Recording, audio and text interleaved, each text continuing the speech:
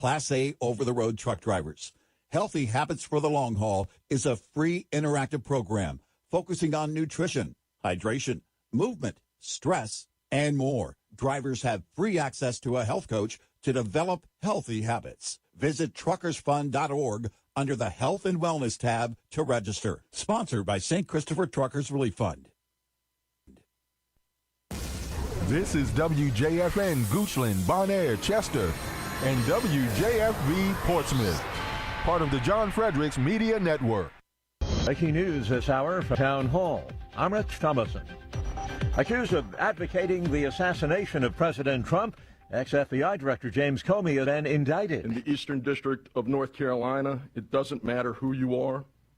We take all threat cases seriously and prosecute anyone who violates federal law, regardless of title or status. Ellis Boyle, the U.S. Attorney for the Eastern District of North Carolina. Comey insists he's innocent. State dinner at the White House last night for Britain's King Charles and Queen Camilla. BBC's Peter Bowes in Washington. The King thanked the President for a splendid dinner, calling it a significant improvement from the Boston Tea Party.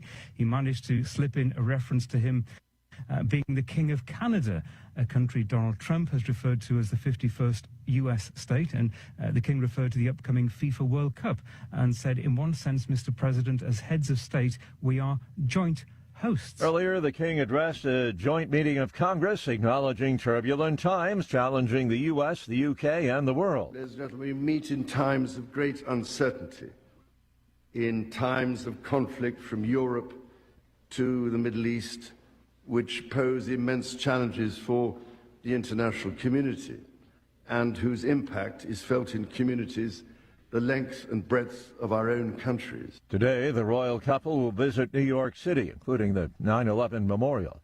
Fierce thunderstorms have swept parts of Texas, sending at least 2 people to the hospital. Powerful winds ripping roofs off homes, flattening buildings and mineral wells. It's about 45 miles west of Fort Worth. On Wall Street this morning, stock futures narrowly mixed. Right now, the Dow futures are down 11 points. NASDAQ futures up 72. S&P futures 1 point higher. More on these stories, townhall.com. Here's something most people don't know. When Warren Buffett was just 13 years old, he didn't put his money into a savings account. While other kids were earning next to nothing at local banks, Buffett put $114 into a little-known investment. Today, that $114 would be worth over $15 million.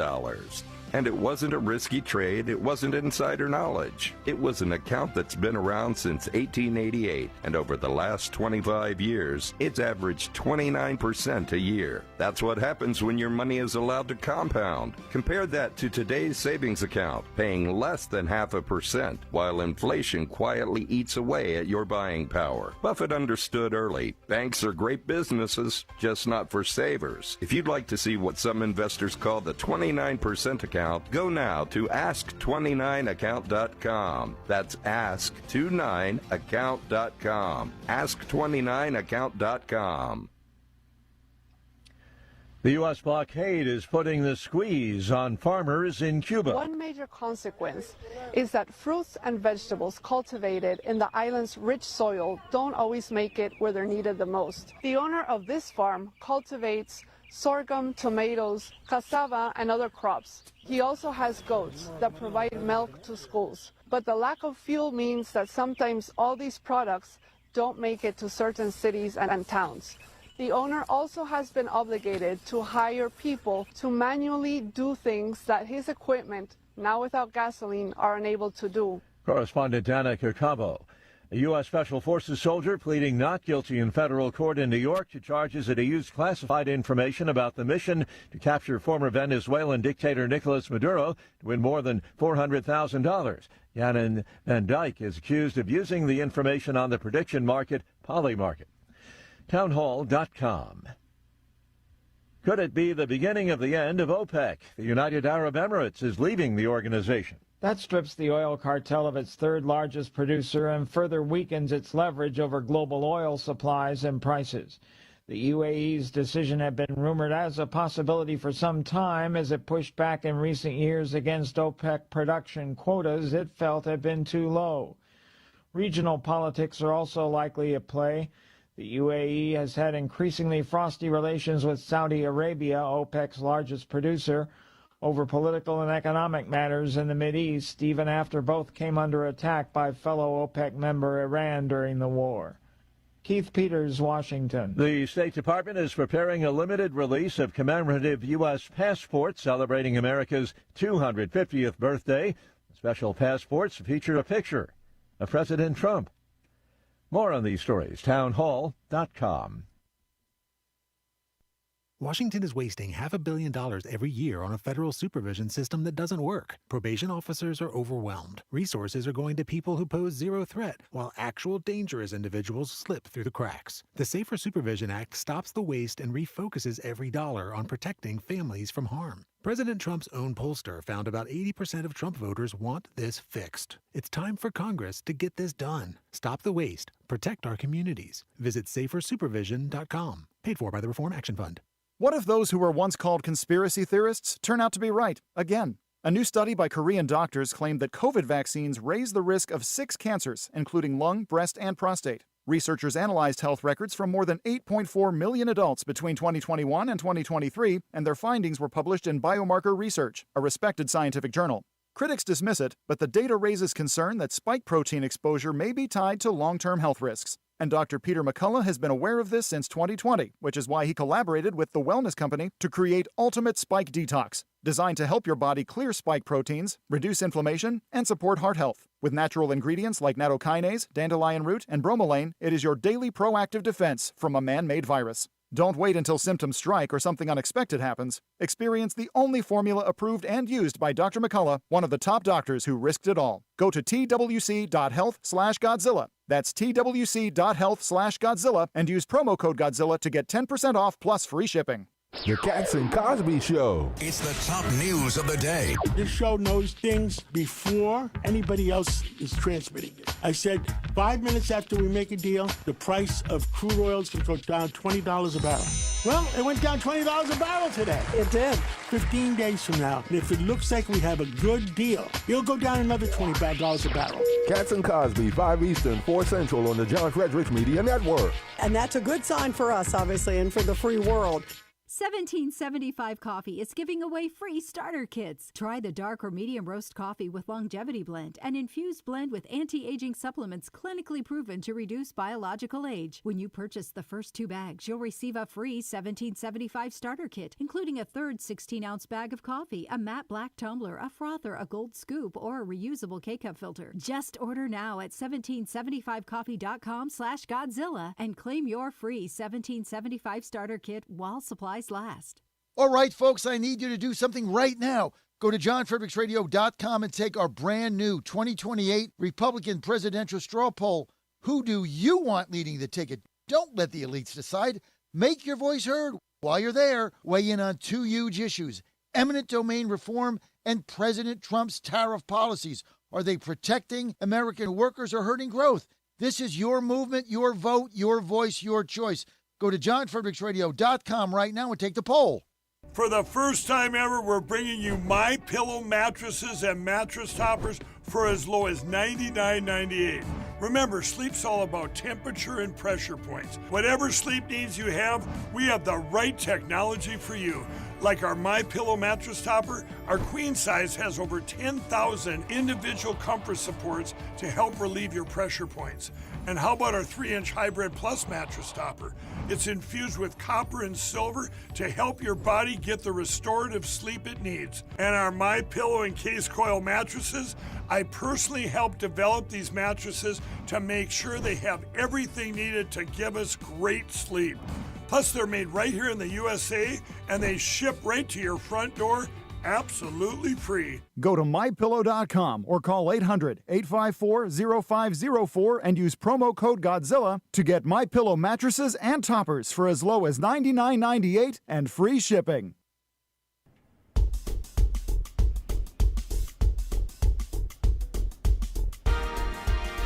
Happy Wednesday morning, hump day, listening family. This is the John Fredericks Media Network. I'm Dan Hobgood. Time for a look at weather and sports. Hey, theme for the day, bring an umbrella.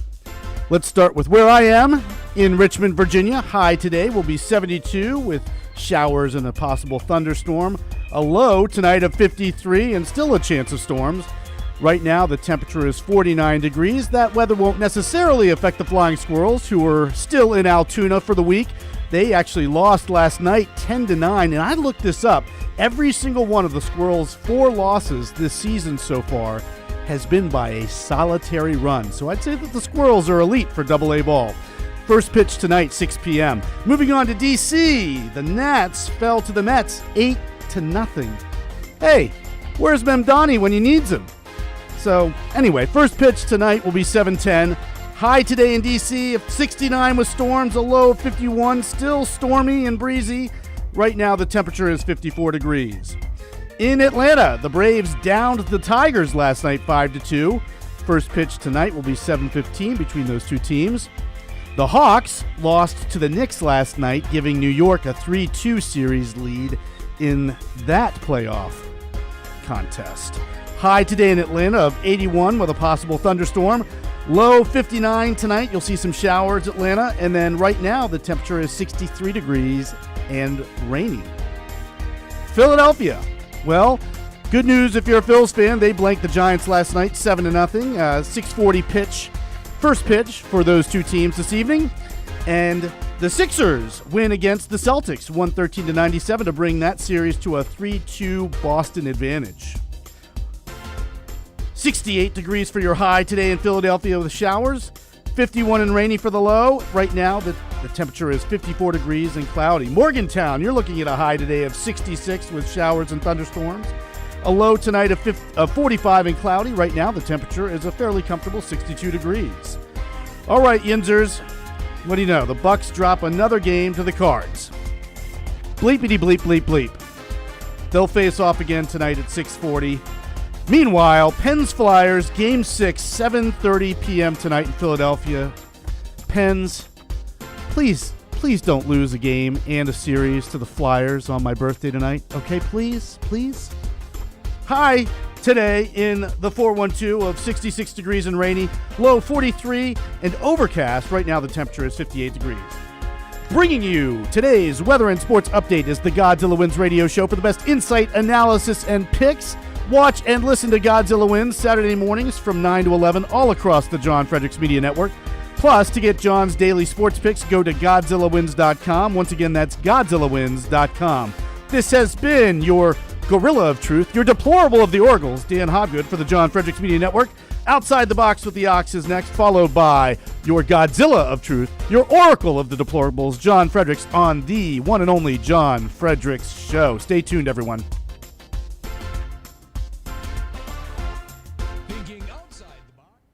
Each of us is born with 30 trillion cells that make us.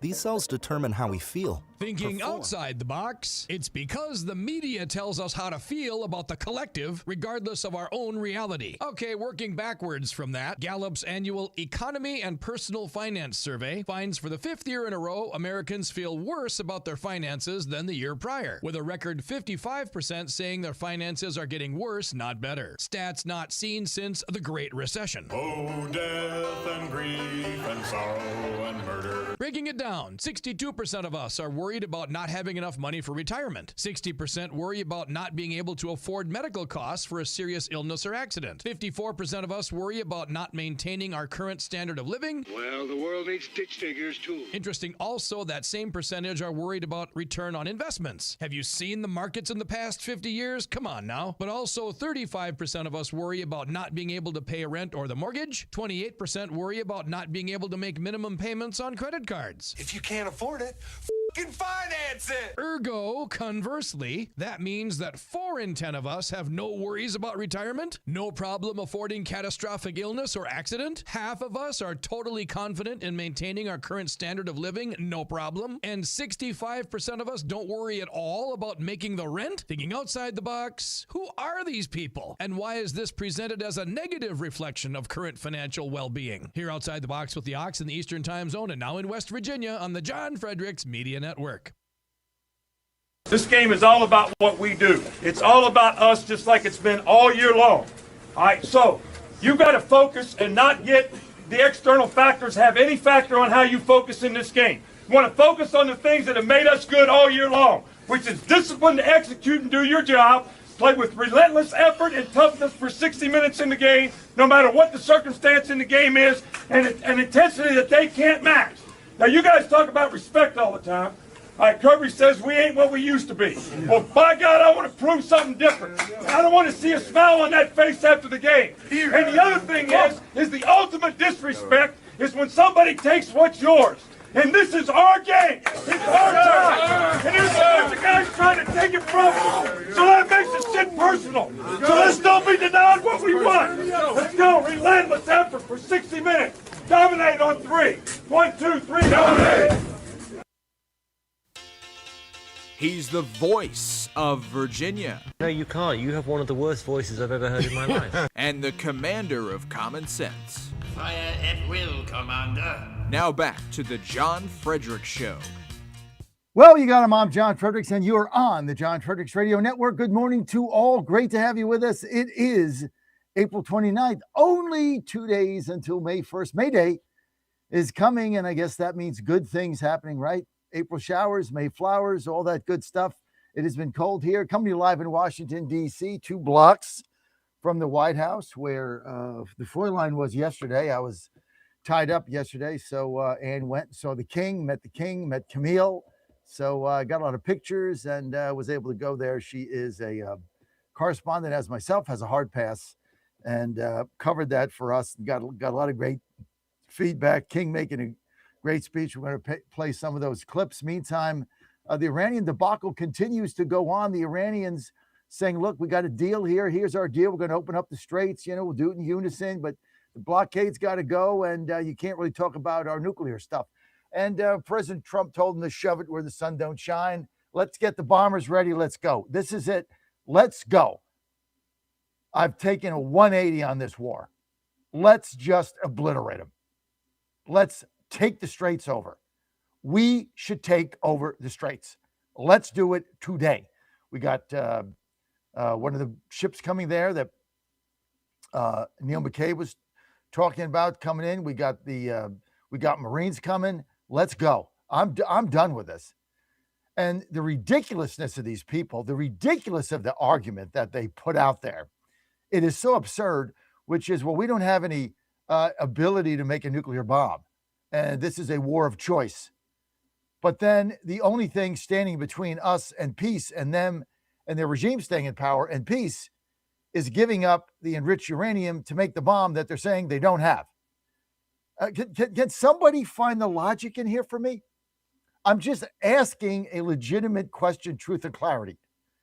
If the Democrats are saying this is a war of choice and they had no ability to make a bomb, then why aren't they giving up what they ostensibly don't have?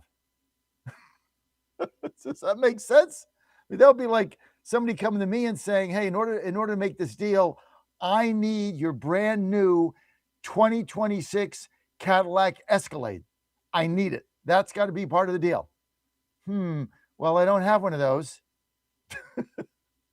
So sure, you can have what I don't have. That's about the easiest thing that I can possibly do. This is the insanity that is going on. And I tell you what, the rhetoric with the Democrats, or the more this White House correspondence dinner sinks in, the more rhetoric you're getting. Now you got Jasmine Crockett out there saying it's a hoax. I mean, the left is lost their mind.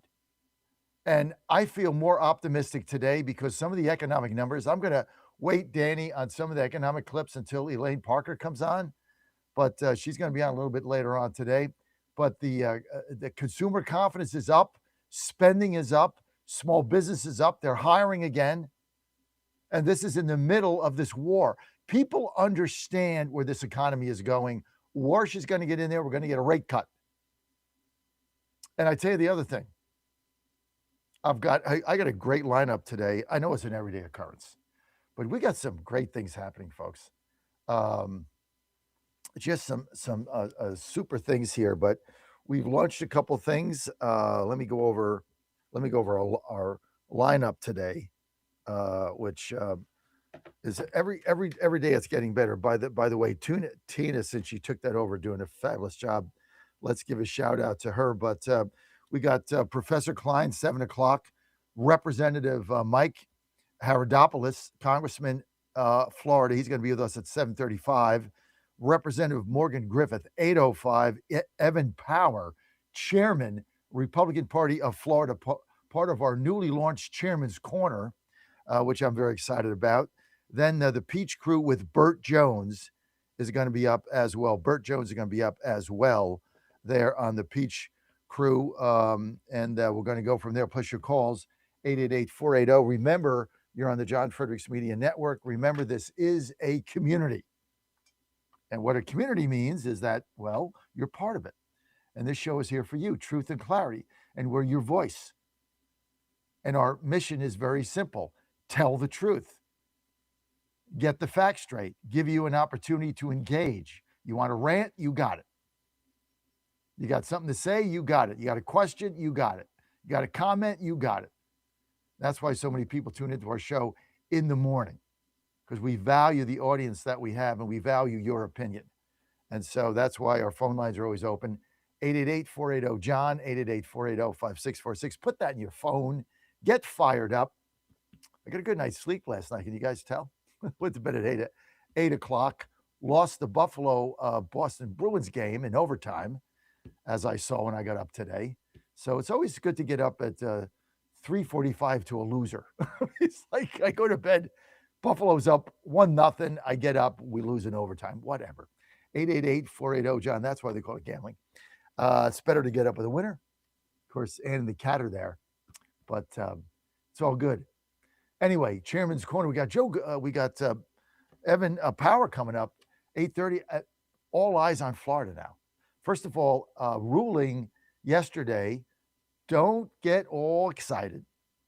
Now, a lot of people are excited because of the Virginia Supreme Court ruling that they weren't going to lift the stay on not certifying the election. That doesn't mean they're going to rule in favor. That simply means they're not going to rule right now, and you can't certify the election. So the ruling by Judge Hurley in Tazewell holds for now. The Supreme Court did not overturn that. So this election is not certified. It is not certified. And the Virginia Supreme Court did that because they're ongoing deciding hearings, etc. Now, during the first opening round of the hearings on Monday, 2 judges of the 7 were asking very pointed questions. Those questions would lead one to think they're voting no. That means we need 2 more. The other 5 were silent. But there were no questions in favor. There were no questions asked by the plaintiffs, only the defendants. No, nothing was asked by the plaintiffs here. No questions was asked by those that were saying this was an illegal election, unconstitutional. They weren't asked a single question. Now, one of the three legs of the stool, which was they didn't post something, that got blown off. So that's out. This is going to be, was it an intervening election? And the argument is going to come down to election day, because one of the questions asked by the judge that was fascinating was, so define election day, because you guys started elections 45 days early. So over 1 million people had already voted. And you passed this thing on election day at 6 o'clock. So everybody had already voted except a handful of people. So how's this work? And those that are defending this saying, well, election day is defined as the day. Well, then why do you have early voting then? And according to this one judge, which asked the best question, he said, so then in reality, you could have passed this at, as polls close in Virginia at 7 o'clock. You could have passed this at 6:59 and called it before an election, with nobody having any opportunity to see it. I mean, that just doesn't make sense. You can't have it both ways. You want to start the election 45 days early. The Democrats did that, and now they want to say, well, it's that day. So 2 of these judges are voting no. We need 2 more. And it's anybody's guess. No one really knows. But all on DeSantis. today. And I'm telling you, I'm going to have the same conversation with Evan Power, chairman of Florida, at 8:30. This brings DeSantis back in the national conversation. I don't care what you think of him. It is irrelevant to me. And don't be telling me about, Trump and this and that and MAGA. It's irrelevant. The guy's been probably one of the best governors in history, if not the best in history of any state. That's what DeSantis has done. Of course, I didn't back him in 24. I backed Trump, and we were all mad at him, and he ran a horrible campaign, and he didn't connect with people, and we could go on. But that's not the point of this. The point of it is he's in your face. This is DeSantis-esque. This isn't de-sanctimonious. This is DeSantis-esque. In your face, in your grill, I'm getting 5 seats, shove it up your butt. That's what he's doing in this special session. Taking no prisoners. That's what Ron DeSantis does best, is take no prisoners. And that's what he's doing. And I'm telling you, he's going to get this done. He's going to get 5 seats. It could make the difference. If we get these 5 seats and we can get our 4 seats back in Virginia, and we're going to win them all now if we get it back. We're winning them all. Katie, bar the doors, gives us a shot. And this propels DeSantis back on the national stage. You heard it here first. He will be a factor in Iowa if he can pull this off. Now, he's learned a lot, and I don't count him out. And as far as the governor's been, scale of 1 to 10, 20. Can't think of one thing he's done as governor you don't like. Certainly if you live in Florida. Guy's done it all. So we'll see what happens. But I think that's why I wanted the chairman of Florida on today. Excuse me. Part of our new Chairman's Corner, which I'm very excited about. The Chairman's Corner is a couple times a week, as availability is, at least once a week, but a couple times a week, we're going to bring on a RNC state chairman, like we did yesterday with Amy Barella. Now, I love that conversation. I don't know anything about New Mexico. I learned a lot. I hope you did too. But it's only by bringing these chairmen on that we understand their states, seats that we can pick up, what's going on, governor, state house. And she kind of explained it all. And one thing that was fascinating with Amy is she explained how when the Democrats got power there, they then changed the rules so they could have power in perpetuity. So it's not cheating. It's just they rigged everything to their benefit in the state house once they got control and they had the governor. So they just rig it all. Ranked choice voting during elections, you name it, right? Open primaries, whatever this, robocalls, text messages, whatever they can throw at you. Whatever tricks they know. Throw them all. Why? Because they can. See, this is what the Democrats do when they get power. They consolidate it, and they change the election laws so that a Republican can never win. I mean, when she told me what they changed in the red counties so that Democrats can now vote in Republican primaries and basically screw it up. And of course, the Republicans have zero chance in like Albuquerque and the blue counties, although they almost won the mayor's race, as according to Amy. But this is what you learn when you get these chairmen on. And so we're also gonna separate the wheat from the chaff. Who's MAGA, who's not? Guy that I got here, my chairman in Washington, D.C., clown show, right? Absolute clown show. What's going on here?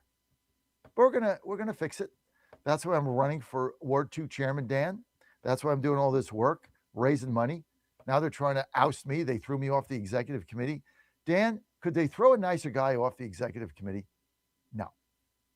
And why'd they throw me off? I asked a question. I dared to ask. They presented the budget, which was ridiculous to me, but I didn't say anything. I'm new, give Caesar his due. You want your budget, $100,000, whatever. Come to vote on the budget. I ask one question. One. You know what it was, Dan?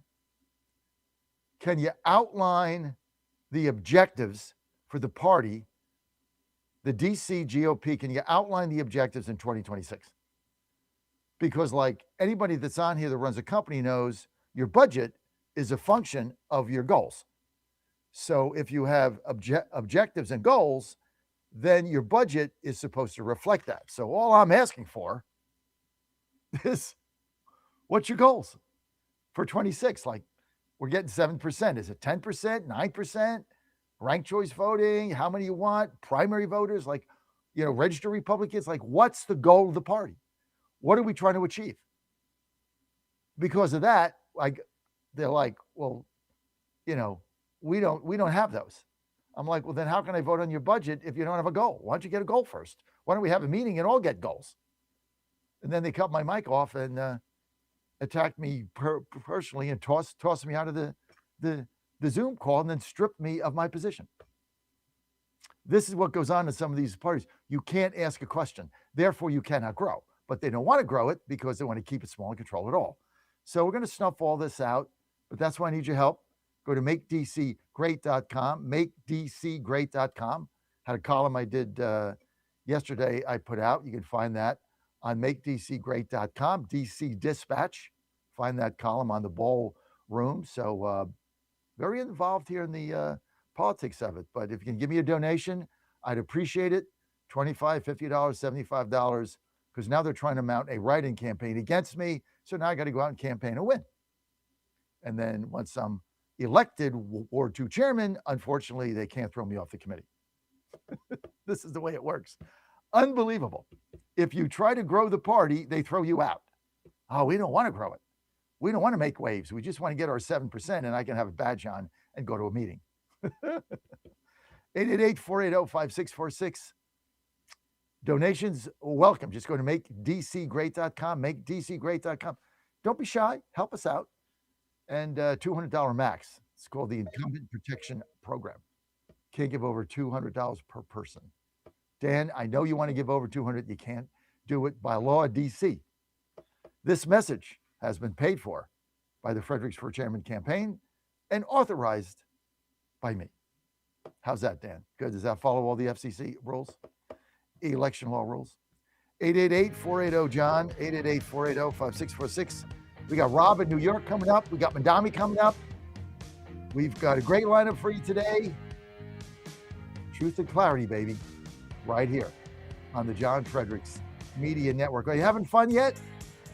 We're going to get 5 seats in Florida, and we're going to keep our seats in Virginia. Hello! I'll be right back.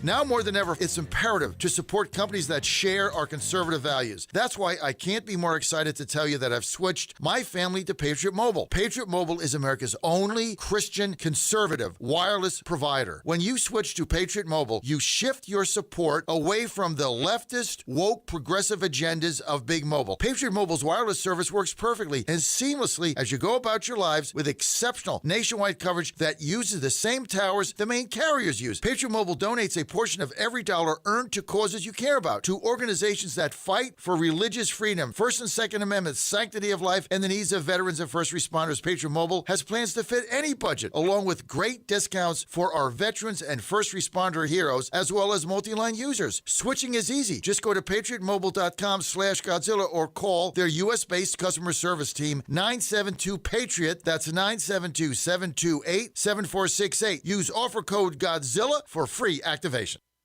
In a time when everything feels political, one place must rise above it all: the courtroom, where the law rules and integrity matters. In 2020, Georgians came together, electing a justice who believes in protecting our courts.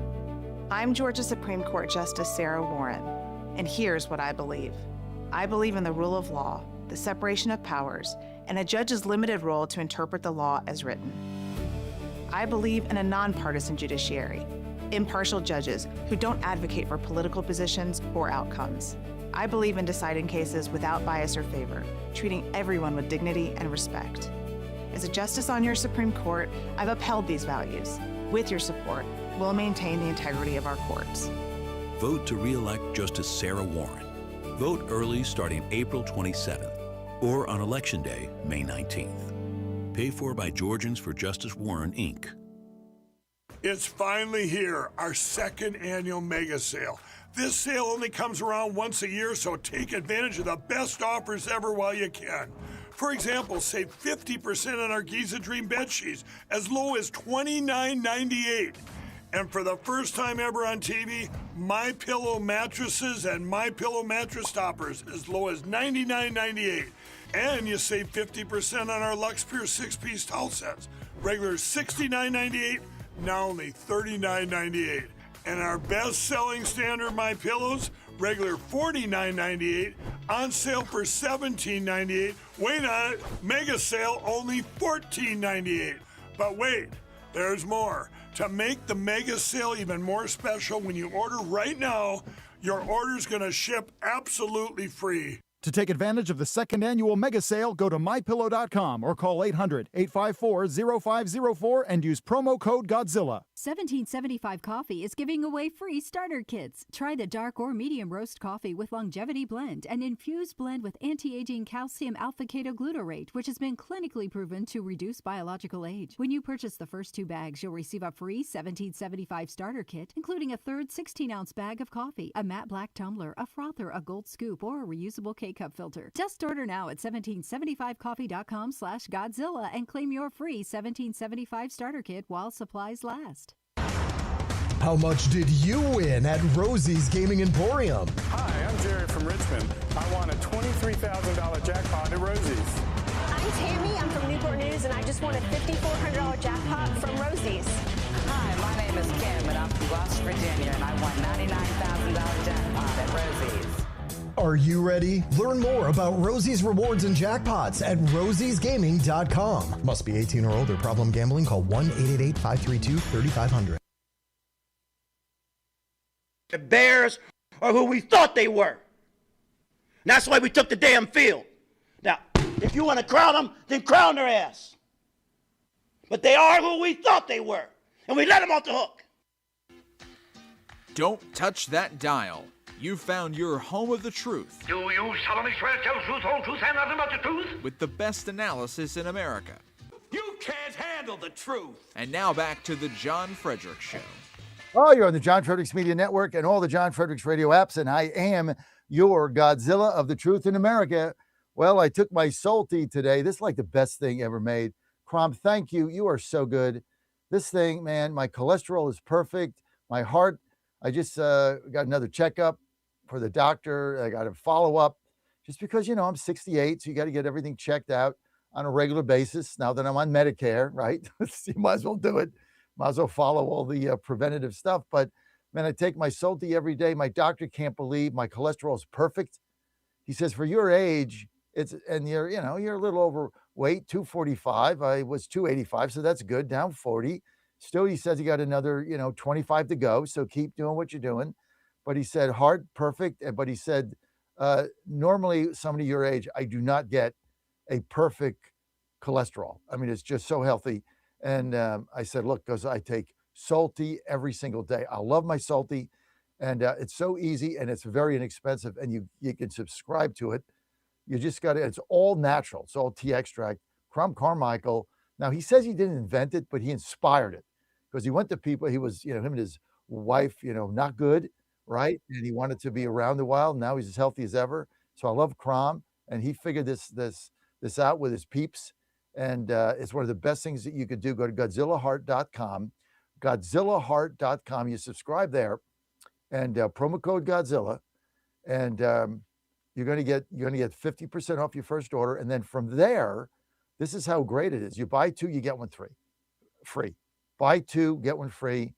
You take it every day, relatively inexpensive, all natural. Cholesterol goes down, perfect supplement to take because it's all natural. And I take a lot of stuff, but it's hard to argue with my health at 668. I do 75 push-ups a day, 3 sets of 25. Skipped this morning because I was a little bit late, but I do those normally five times a week. Back at it tomorrow, but it's all good. Just go to GodzillaHeart.com, GodzillaHeart.com. Promo code Godzilla. Be a subscriber there, 50% off first order, and then going forward, buy 2, get 1 free. Crom, thank you. Thanks for all you do, and thanks for helping us out and getting our cholesterol perfect. Thank you. Okay, now we got Rob in New York, but whenever I get Rob on, I got to play Mandami, some of his clips here. So we're going to go ahead and do that, Dan, as soon as I can find them. I should have them up, but I didn't have it. So let's go right here to Mandami. Let's go to before 3. I've got 2 of these. Let me see if I can find them, Dan. I thought I had 2 Mandami clips. Why do I only have 1? Well, I forgot cuts 2 and 3, JF. Cuts 2 and 3. Cuts 2 and 3. I'm sorry. So let's go to 3, and then we're going to go to 2. Sorry, Dan, I lost my place. Thank you. Here's 3. Mandami announces the New York City budget crisis of historic magnitude. He's been there 4 months, and already the city is bankrupt. Let's go, Mandami. Bankrupt the city. Roll the tape. New York City faces a budget crisis of a historic magnitude. We inherited a deficit larger than any since the Great Recession. Years of mismanagement and chronic underbudgeting, alongside a structural imbalance between what New York City sends to the state and what we receive in return, have taken a toll. We cannot close this deficit with savings alone. We need new revenue, and we need a structural reset in our relationship with the state. That is the only way to meet our legal obligation to pass a balanced budget, and to do so without imposing a financial burden onto the backs of working people. I'm glad to partner with Speaker Menon as we call upon Albany and deliver a balanced budget. Together, we are extending the executive budget deadline from this coming Friday until May 12th, because a crisis of this scale cannot be solved without state action. I want to be clear. We are not simply asking others to act. New York City is doing our part. We are committed to governing with the fiscal responsibility this moment demands. Speaker Menon and I have already identified meaningful savings, and we will continue that work carefully, deliberately, and without cutting the services that New Yorkers rely on. But we cannot do it alone. That is why we are standing together this morning, to underscore what is at stake and to call on Albany to deliver additional revenue. I don't have any money, so I want your money. So, Kathy, what are you going to do, Kath? Did I predict this? Didn't I tell you when this guy got in? I said, what did I say? It wouldn't be 4 months, and he would be going to Kathy Hochul with his hand out begging for money. And then he's going to go to Trump. That's next. Oh, he's got Trump's cell phone. They talk all the time. He went to the king and queen thing. Trump invited him. They're all lovey-dovey. Next thing, he's going to Trump. Now, if Trump wants to lose the midterms and destroy MAGA in its entirety, just one fell swoop, just destroy it and blow it up forever, destroy the whole coalition with one stroke of the pen, bail him out. Trump bails him out. Trump even says, I'm going to go to Congress to bail you out. There's no MAGA. It disintegrates in 20 minutes. I told you this guy was going to do this. They have no clue, but the way he says it, I've got the speaker here. Now, if those on the radio couldn't see this, on the video, Dan, she's like standing there saying, oh my God, this is like the stupidest thing I've ever seen in my life. She's like rubbing her eyes like, This guy's broke.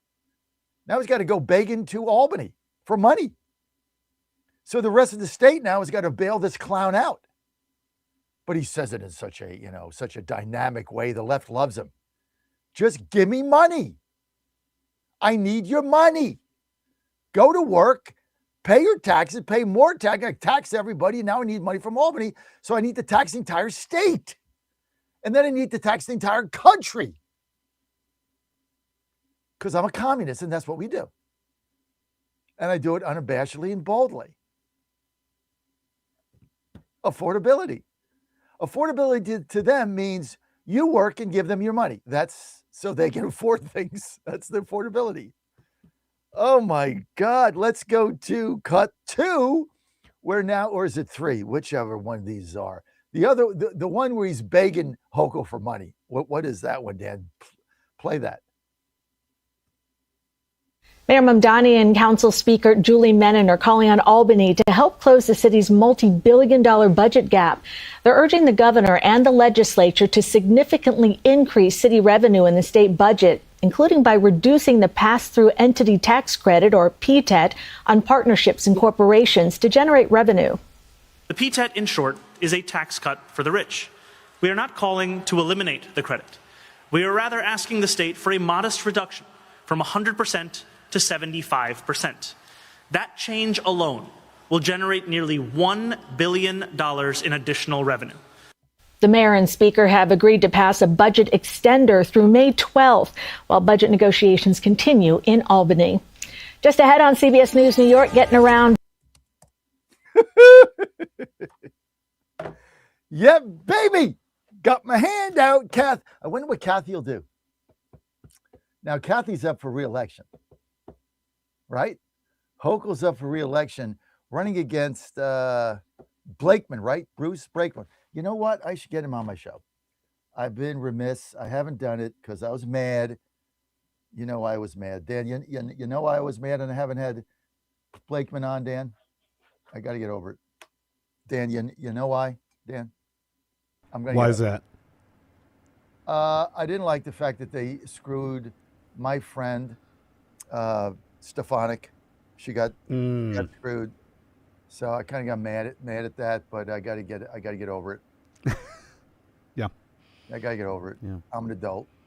I got to put it behind me. She did get screwed in this deal, though. It was a total screw job. And I love her. She's a great lady. So, but she is that. What? She is that. Yeah, she's great. Yeah, she's a great lady. She was running for governor. She was running against Mandami. She was running against what we're seeing right now. That was her entire platform. That's what she was running against. And Trump then has Mandami in there, plays footsie with him, Mr. Nice. And then the wheels came off. And then they wouldn't endorse her. And then Blakeman comes in and she's out. And she gave up the ambassador to the UN for this. So I'm kind of mad at that. But I'm going to get over it. Now, but I predicted this, right? Hochul's running for re-election. Now he's gone to Hochul and said, I need money. So basically what he's doing is saying to Hochul, who's running for re-election against Blakeman, I need every New Yorker's money for New York City. So it doesn't matter where you live, Saratoga, doesn't matter. Ithaca, wherever you live, Yonkers, doesn't matter. Buffalo, Rochester, I want your money. You have to give me money because I have to fund all my stuff in New York City because I'm a communist. So I had to take. And if you don't give it to us, well, then we just might not support your gubernatorial campaign.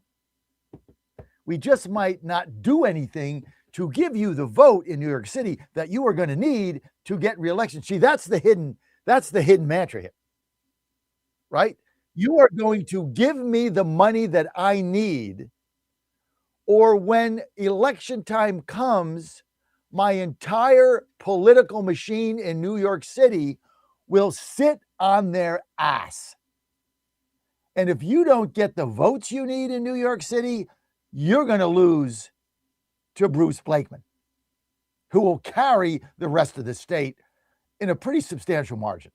So you need New York City. And if you don't get it, you're toast. So fork it over, lady, and do it now. I'll give you to May 12th out of the goodness of my heart. Man, I tell you what, you can't make this stuff up. But once again, Dan, I predicted this. You weren't with the company back then, but I predicted this in January. I said by April, he'll run out of money, and then he'll go to Hochul. And he'll be like, I need money, 1-800 Kathy Hochul. Call Kathy. And and the fact that he said Albany, but he said Hochul. Because he knows he holds the cards. No money, no votesies. No ticky, no shirty. Oh, meantime, he's calling up the president, giving him his advice on the Hormuz Straits. All right, let's get to who's on here. The Robster in New York. Rob, you're live. Go. Good morning, John. What's up? And I want to thank you because I listened to the Chairman's Corner yesterday, and I didn't know that either about New Mexico. And it's really important that your listeners and pretty much anyone in this country understands how they do it in the individual states. Because I made the mistake on your show the other day, dumping everything on the RNC. It's not. all of them. You got all of these different things that go on in the 50 states, and also in the territories and commonwealths. And in particular, New Mexico should be a poster child, along with Virginia, about what happens when you give the left all that power. Because the left seizes power. The right, we just hold office. Big difference. So it's a really good lesson. I also agree. I didn't even think about that on that angle with Florida. I mean, I always liked DeSantis, even though I was annoyed, like you and others, with what he did in 2024. But man, oh man, he could wind up saving the House and all those people who are already forgetting about 2026 and they're worried about 2028 and crying about how they don't like Vance for this reason or that, or they're trying to push Rubio forward or whatever. You're going to have DeSantis might be the dark horse candidate right there that nobody was thinking of right now because they assume that everyone was pissed off with him from 2024. Well, he saves the House for the country. He'll probably get the nomination. Heard it here first. I agree with you. You heard it here first, baby. Absolutely. I mean, he is back. DeSantis is back on the national stage today. Damn right. And he's got... But the way he's doing it, it is what every Republican wants. It is what we're craving. This is what you have to understand. It is what we are craving. In your face, in your grill, stick it up your butt, dude. Everybody wants this. All Republicans they don't get it from Thune. They don't get it anywhere. They get it from Trump, but he's the president. He's doing the best he can in this mode.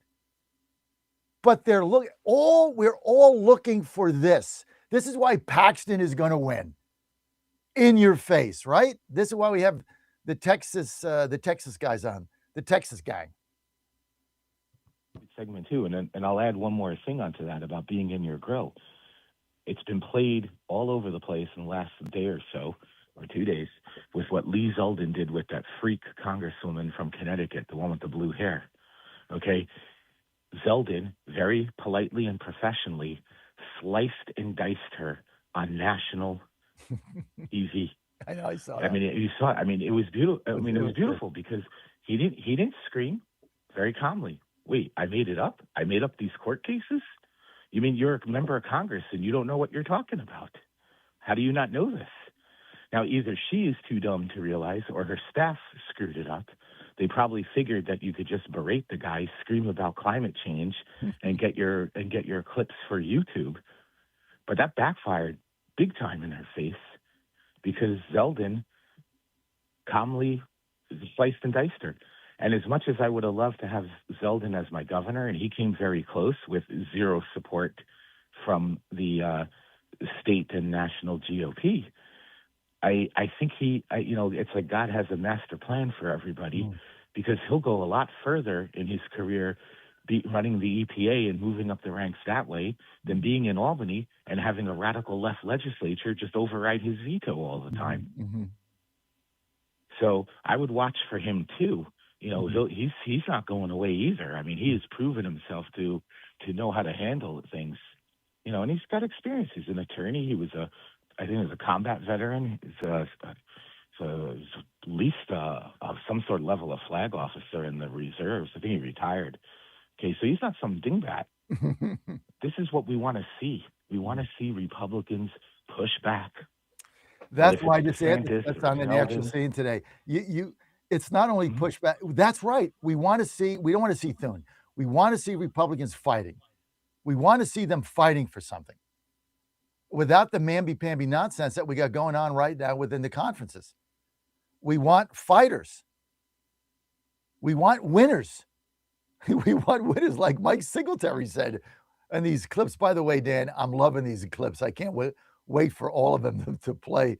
It's the smartest thing we've done because they're funny and they're inspiring. But it's like Singletary said, I'll play with 10 guys. I don't want the guy that doesn't want to win. It's sit on the bench. Go home to mommy, right? DeSantis in your face.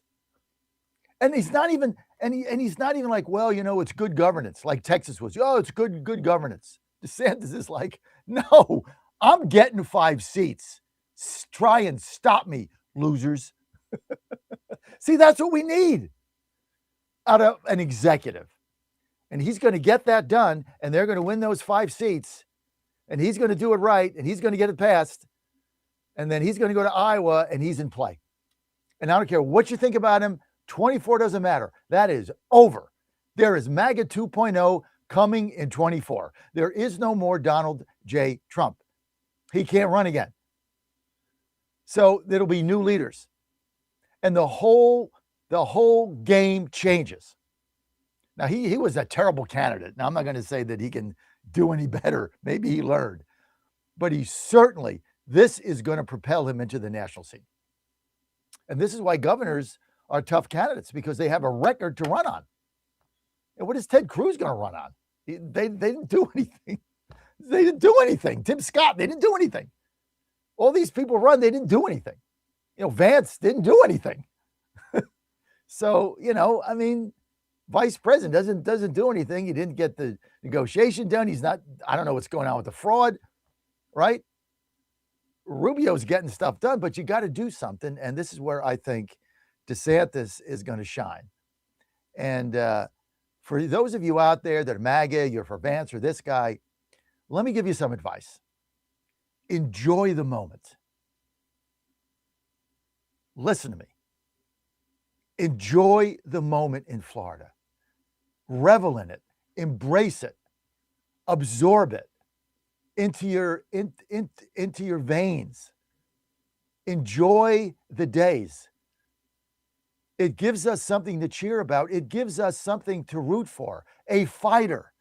Don't worry about 28 and DeSanctimonious and 24 and running against Trump and, sending me, somebody on Getter will be sending me like 97 chats with caps and stuff. No, forget all that. It's not 28, it's 26. Enjoy the moment.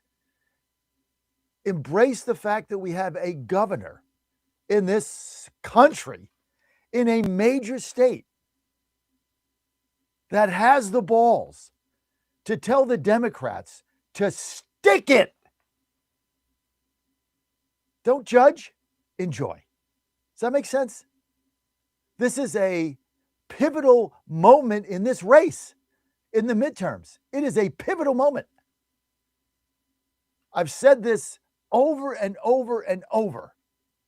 One man with courage makes a majority. One guy with courage, you have a majority. You only need one.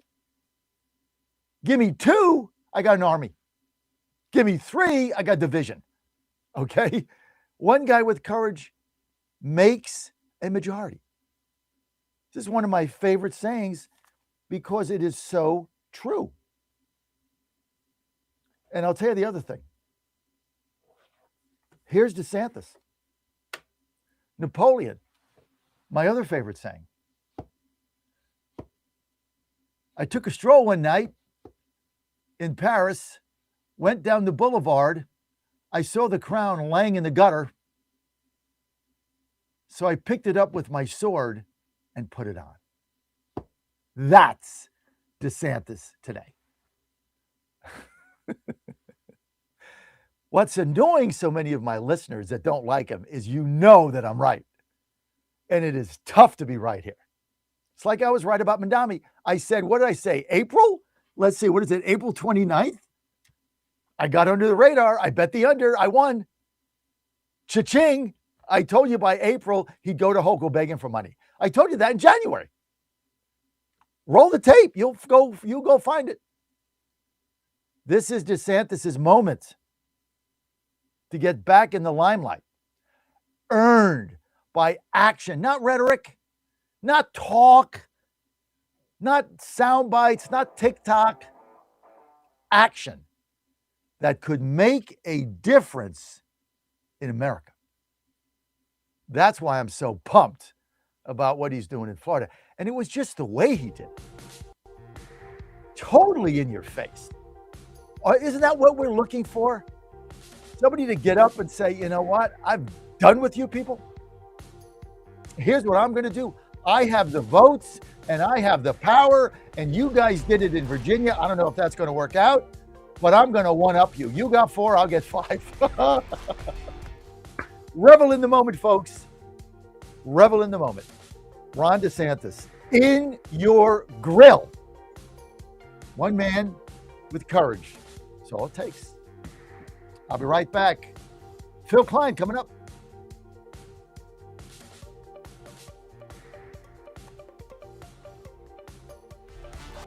WJFN, Goochland, Bonaire, Chester, 100.5, 107.7, 92.7 FM, AM 820, and WJFB, Portsmouth, AM 1650. Breaking news this hour from Town Hall.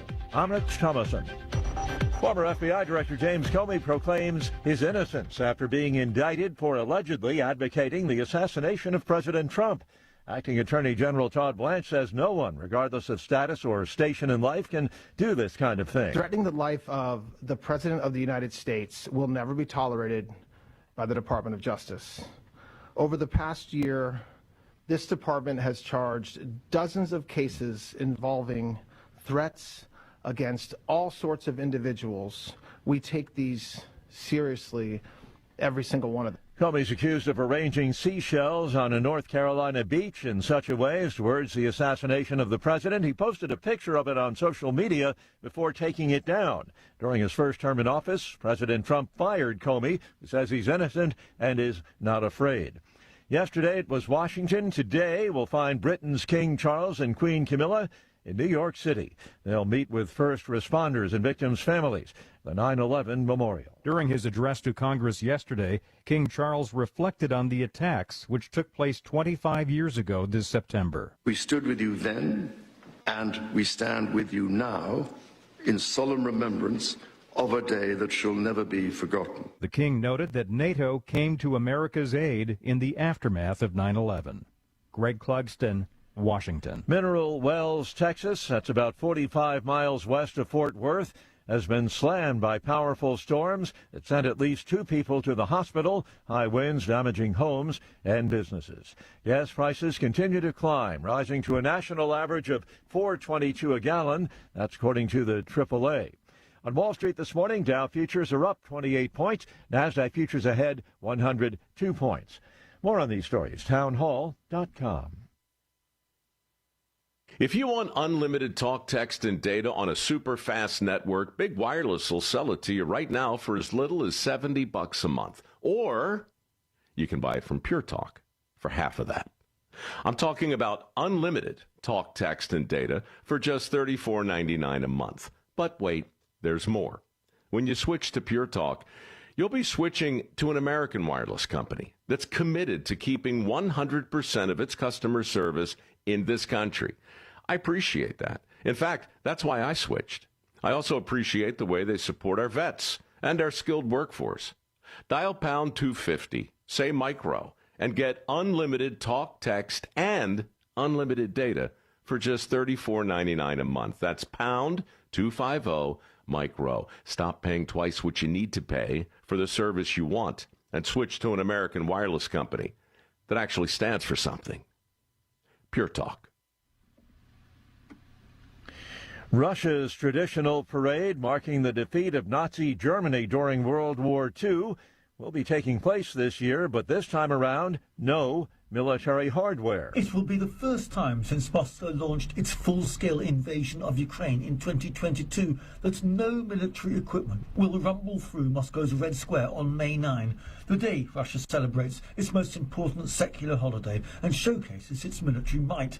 A Russian military statement cited the current operational situation as a reason for excluding a military equipment convoy as well as cadets from the parade. The statement didn't elaborate. World War II is a rare event in the nation's divisive history under communist rule that's revered by all political groups, and the Kremlin has used that sentiment to encourage national pride and underline Russia's position as a global power. I'm Charles de Ledesma. The 81st anniversary of the defeat of the Nazis. News and analysis, townhall.com. Responding to Democrat gerrymandering in Virginia, there's a drive to reshape congressional districts in Tampa Bay, Orlando, and South Florida. benefit the GOP. Florida Governor Republican Ron DeSantis unveiling a new congressional map for the state that could give Republicans up to 4 additional seats in the House ahead of the 2026 midterms. Right now, Republicans hold 20 seats, and that number could increase to 24. Democrats have 8 congressional seats in the Sunshine State, and they could potentially lose half of them. Laura Winters reporting. This could be a momentous day for the future of the Federal Reserve. Chairman Jerome Powell may signal that he'll stay with the Fed as a board member, even as a Senate panel is expected to confirm his replacement. Powell will preside over what will probably be his final meeting as chair. Then he'll hold a news conference when the meeting wraps up. More on these stories, townhall.com. Hey parents, plan an unforgettable summer. Send your kids to Rapid Ann Baptist Camp in Rochelle, Virginia. 1 week of nonstop fun and life-changing truth. Amazing preachers, friendly counselors, exciting activities. Ride an alpine coaster and zip line, a 250-foot water slide, and that's just the beginning. Junior camps for ages 7 to 12, teen camps for 13 to 18, 2-day Pee-wee camp with mom and dad for ages 4 to 8, and a brand new day camp option. Sign up today at camprapidan.com. That's camprapidan.com. Rapid Ann Baptist Camp, where faith and fun collide. Lifestyles Unlimited is a real estate education group that gives you the roadmap and resources to start building income through real estate. You'll learn practical strategies for using investment properties to create extra income and make informed decisions, one step at a time. Join today for just $297. That's a 60% savings off the regular price of our real estate education program. Text RADIO to 88007. That's RADIO to 88007. Presented by Lifestyles Unlimited. The Trump administration has brought a lot of positive changes when it comes to fixing our broken healthcare system, but there is only so much the government can do. And if we really want to make America healthy again, that starts at home, and that's where the Wellness Company comes in. The Wellness Company allows you to make sure you're prepared for whatever happens with their prescription medical kits, which contain an assortment of life-saving medications and guidebooks to assist in the proper use of these medications. The Wellness Company also offers a variety of health products, from parasite cleanses to methylene blue to weight loss and so much more, helping you stay healthy and live a longer, better, healthier life. Make America healthy again. That starts at home. So do your part and protect the health of you and your family. All you have to do is go to twc.health/Godzilla today and order. That's twc.health/Godzilla. Use promo code Godzilla to save 10%. That's twc.health/Godzilla. This is Crom Carmichael, CEO of Solti. We got a wonderful email from one of our customers up east named Joe, and here's what he had to say.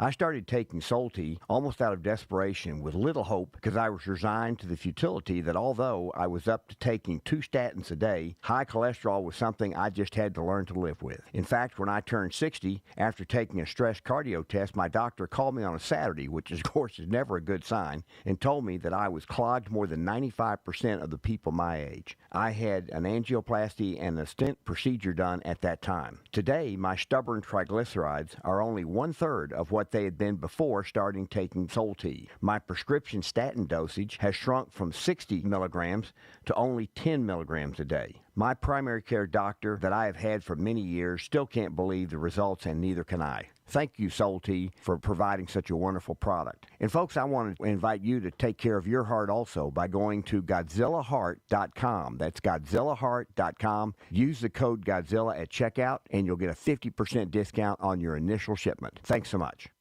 Washington is wasting $500 million every year on a federal supervision system that doesn't work. Probation officers are overwhelmed. Resources are going to people who pose zero threat, while actual dangerous individuals slip through the cracks. The Safer Supervision Act stops the waste and refocuses every dollar on protecting families from harm. President Trump's own pollster found about 80% of Trump voters want this fixed. It's time for Congress to get this done. Stop the waste. Protect our communities. Visit safersupervision.com. Paid for by the Reform Action Fund.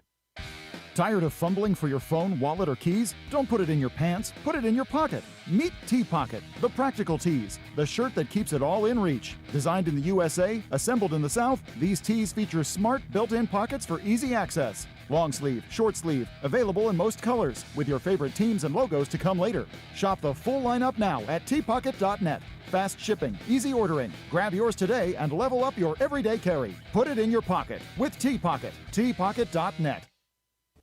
I would rather play with 10 people and just get penalized all the way until we got to do something else, rather than play with 11 when I know that right now that person is not sold out to be a part of this team. It is more about them than it is about the team. I cannot play with them, cannot win with them, cannot coach with them, can't do it.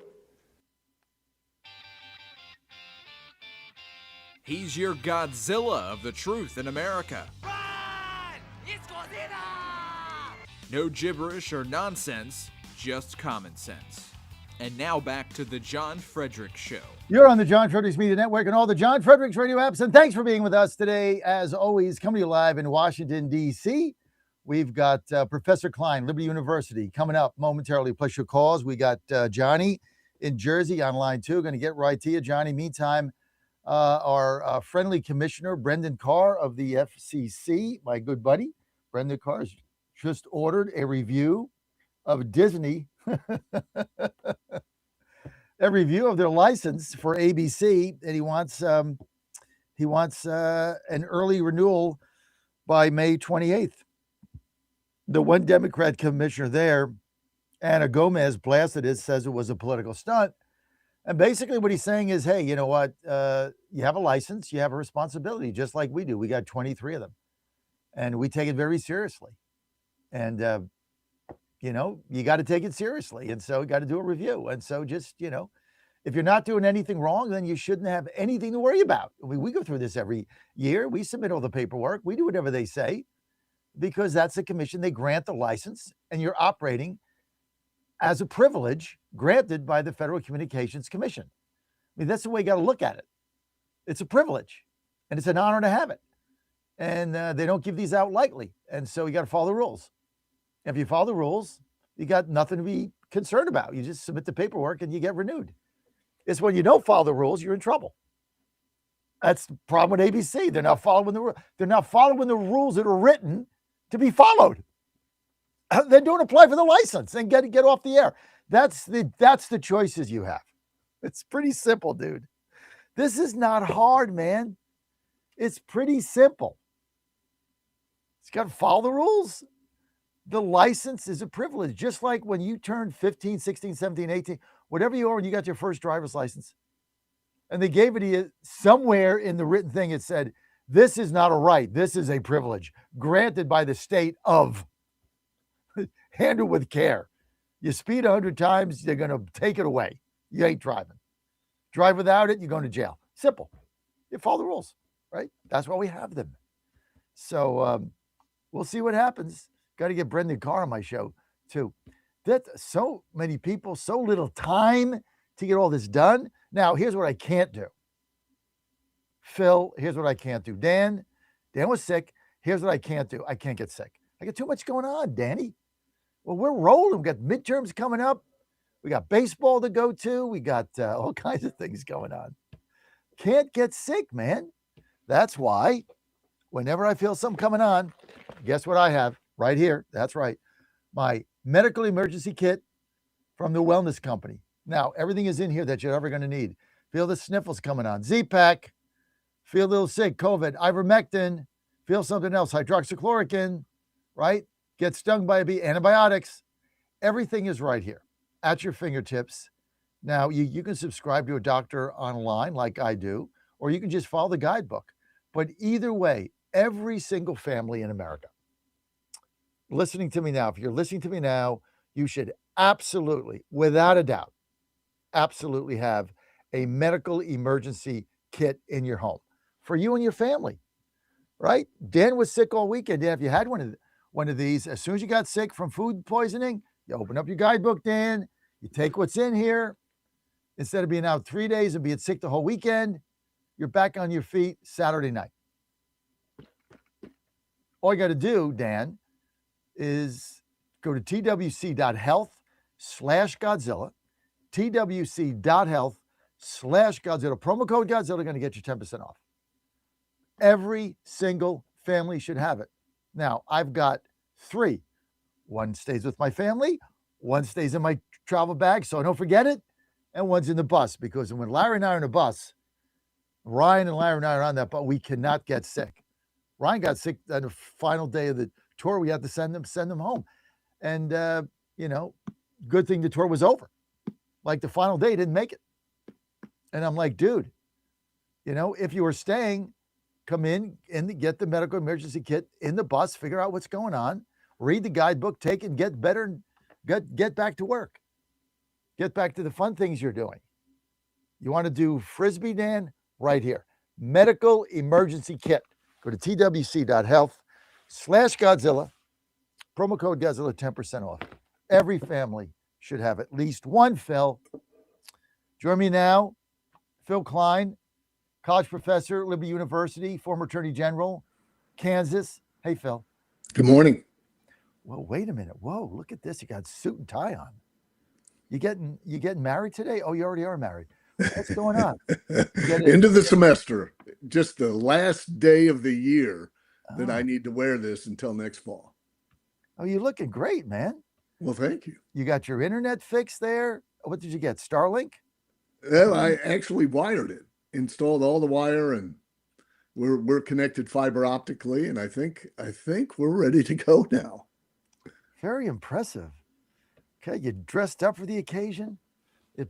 I got a suit and tie on, but you kind of put me to shame with that green tie. I like it. You are in a good mood. Your Braves are on top. You're back on the DeSantis wagon. It's a good day for John Fredericks. I'm not an Atlanta Braves fan. I'm an Astro fan. And I messed up. We suck. But you know what? So do my Royals. But we're so bad that I don't care. It's like it's the Disastros again. We're going to get through the season. We're going to finish last. Half the team is hurt, and then we're aging. So it's all bad. So it's whatever, right? Sometimes it just doesn't work out, but it's all good. Royals aren't playing very, very well either. No, we're at the bottom, but in the AL Central, we're only a couple of games out. I know. Well, here's the good news. You could be the Mets. Every time the reason I don't feel bad about my Astros is because I look at the Mets and the Phillies, who don't have the injuries that we have. Like half our team's out, and like both of them, we won more games than they have. So we suck. Anyway, look, Phil, DeSantis is back. I'm telling you, man, in your face. I love what he's doing, and I'm telling you, I know he's awkward. I know he doesn't, but look, it's a long way off to 28. But tell me that Ron DeSantis is not back on the national stage. Well, I think his recent action, and you're right, John, people have been looking for that type of leadership that is bold, direct, and specific. And he has provided that as it relates to redistricting. And it's going to be real interesting to see how this property tax issue plays out in Florida. But what you're looking at is the potential of a state with a very low or no property tax and no income tax that is attracting more people to move into that state than any other state but Texas right now. So you have, of course, people voting with their feet, and they're leaving blue states and going to red states. And Florida is one of those targets. And I think it's partially because of DeSantis' leadership. I don't think there's any question. You're going to have a state. How he's done this with the property tax is unfathomable. Like, you go to a state, you have no income tax, and you have the lowest property tax in the country. Like, how do you function as a state? Where do they get the money? Well, they get a lot of tourism, of course, but look at New York and look at the difference right now with Mondami talking about effectively preventing people from passing on their property to their children with a $750,000 exemption on estate tax. I think that's where he would set it, and a confiscation of about 50% or more of any value above that. Well, you can't own any property in New York and pass it on to your children with that type of estate taxation. And now he's going to Albany and demanding additional taxes from people across the state to bail New York out of its fiscal mess, and just compare that to other parts. You've got the governor of New York, who just 2 years ago was telling people with wealth, leave the state. You don't care about New York. We don't care about you. Go ahead and move away. And now she's begging them to come back to New York. It's sad to see. it's sad to see these great states deteriorate to the point of really kind of a modern socialism that confiscates wealth, redistributes wealth so politicians can take credit for fixes that create more problems that they then demand more wealth to fix. That's the cycle that you see California in. It's the cycle that New York is getting into. And I don't know what it's going to take to fix it. I do think that eventually it gets to the point where the American people wake up and say enough is enough. Right now, a lot of them are doing that by moving. Well, we knew he was going to ask her for money, and he holds her hostage. We got a lot to get to today. You're on the John Fredericks Media Network. I'm with Professor Phil Klein, law professor at Liberty University, former Attorney General, Kansas. So, Phil, a lot to get to here. Let's stick with New York for a second. So he holds Hochul over a barrel. He's almost holding her hostage because here's the veiled threat. Let's see, you're up for re-election. Bruce Blakeman, Republican nominee for all intents and purposes, is going to carry just about every other county in the state, including Buffalo. So in order for you to win, well, you got to get a big vote out of New York City. And unfortunately for you, like my army down here, my communist army, well, we control all the votes. So you're really going to need me out there campaigning for you, to getting your vote out, getting my people out, get everybody engaged, go on social media. And, if I send my hands to do that, well, then you lose. So cough it up, Kath. Cough it up, baby. Here's my tin cup. Fill it up. That's what he's holding over her head. Well, communists have always played the game of extortion. That's what they are. They're extortionists. So this is no surprise. Well, let's get to Virginia. I know you've been following it. What did you see Monday? How do you feel? And tell me what you think the outcome will be. Well, I'm still very hopeful that they will reverse what has happened because, and the ballot language has not been before the court yet. That's coming up in a different case. This was relating to the procedural maneuverings by which the state legislature, Democrat-controlled state legislature, put this measure on the ballot, which arguably violated two provisions within the Virginia Constitution. But as the whole case gets up there, I'm very, very hopeful that this court will say that this election is not valid. And most recently, John, you mentioned it, and you're right to say that it is not a final decision. It's consistent in a certain way with the court's conservatism, but they refused to grant a stay on the lower court's injunction on certifying the election. And that is good. That's good news. I still believe the odds are this court will reverse and set aside the redistricting. Well, what was interesting is all the questions were going to the Democrats. Not a single question was asked of the Republicans who brought the suit, right? They didn't get asked any questions. And the most fascinating one was when the one judge said in the hearing, well, define for me election day. And whoever the Democrat lawyer was, well, it's, let me read this thing. Here's what it says. The Constitution says election day is the day of the election is election day. And the judge is like, well, what you guys passed a law that said 45 days is election day. You guys passed it. Well, but it says here, election day. So then the judge says, so let me get this straight. You passed this thing at like 6 o'clock on election day. 6 o'clock. So what you're telling me, polls close at 7. So if you passed it at 6:59, no one could react to that, zero people at 6:59, then it would still count as an intervening election. And the guy's like, yes. Yeah. How do you say that's okay?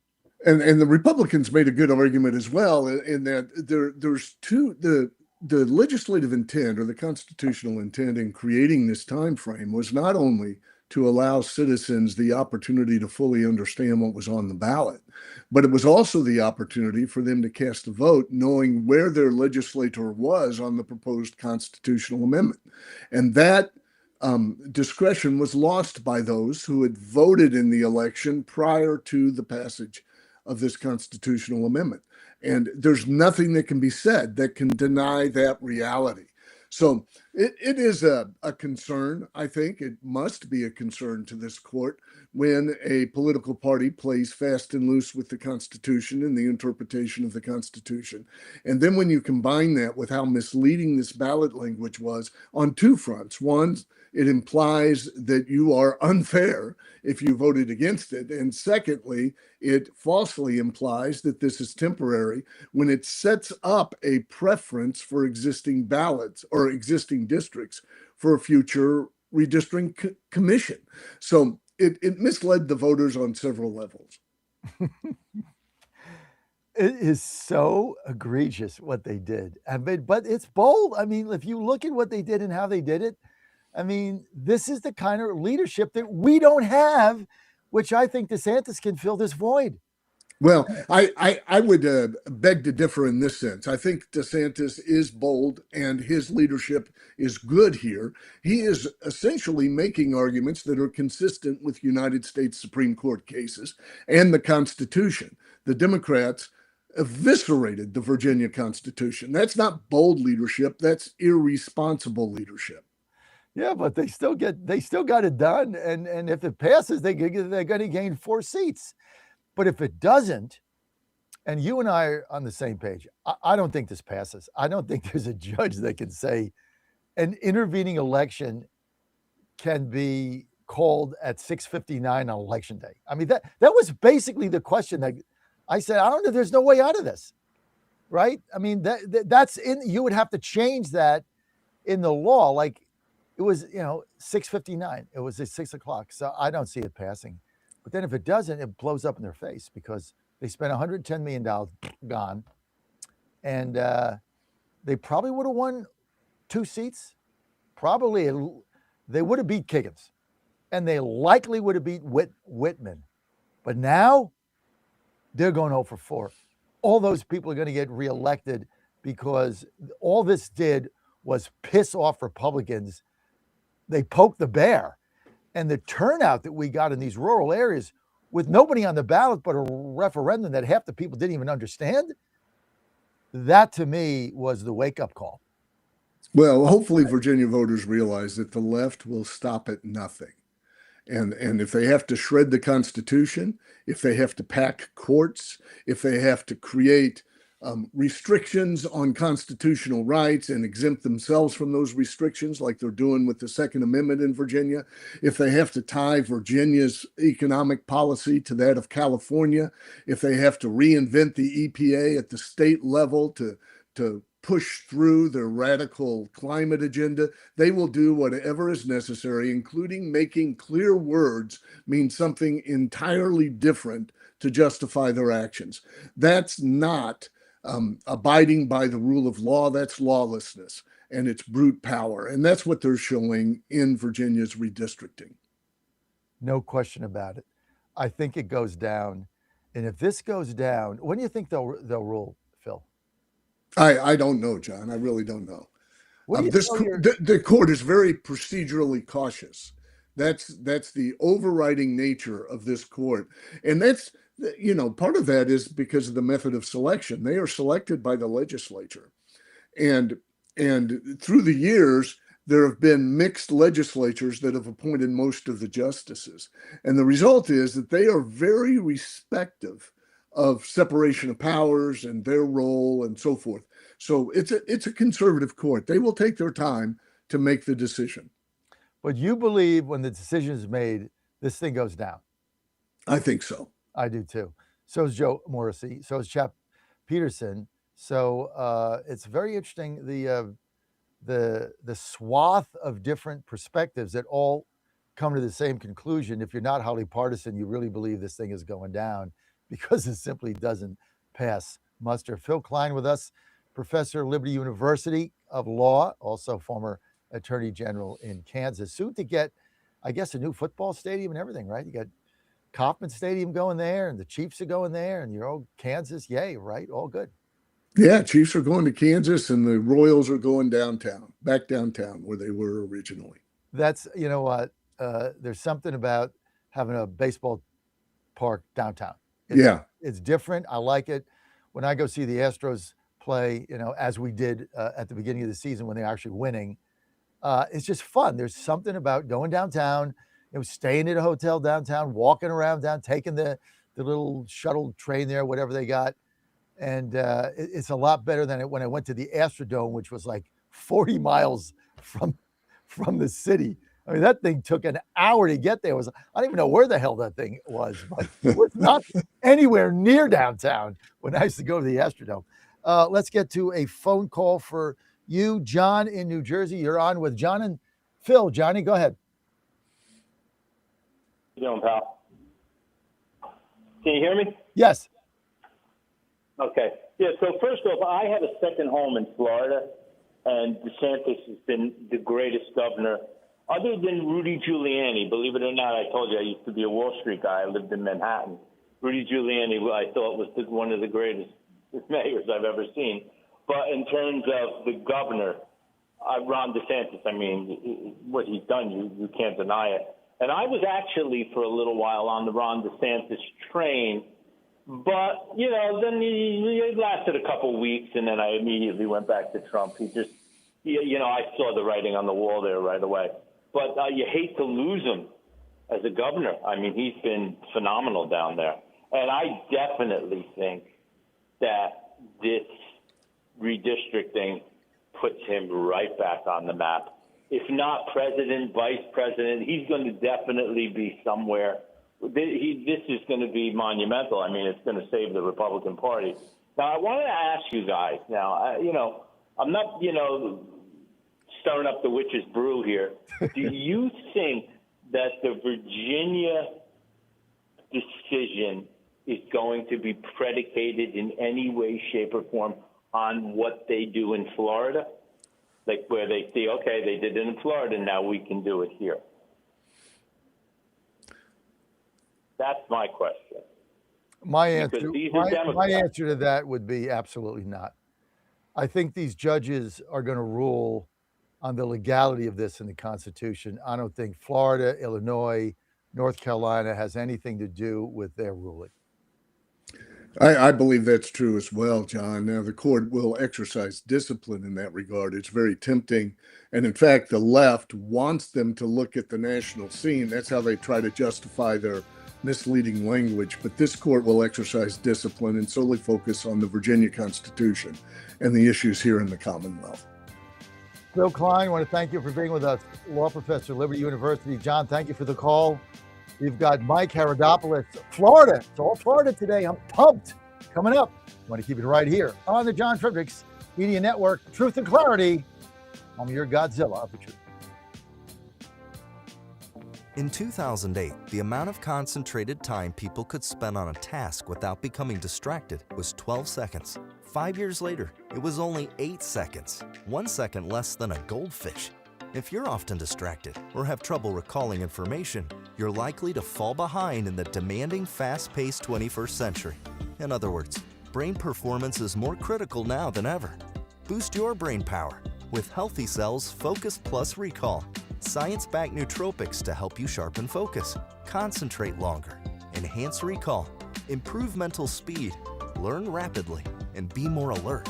It's a pill-free brain supplement made with maximum absorption ingestible gel technology, designed to feed your brain at the cellular level. Take it for a test drive. Go to healthycell.com and use code GODZILLA for 20% off your first order of Focus Plus Recall.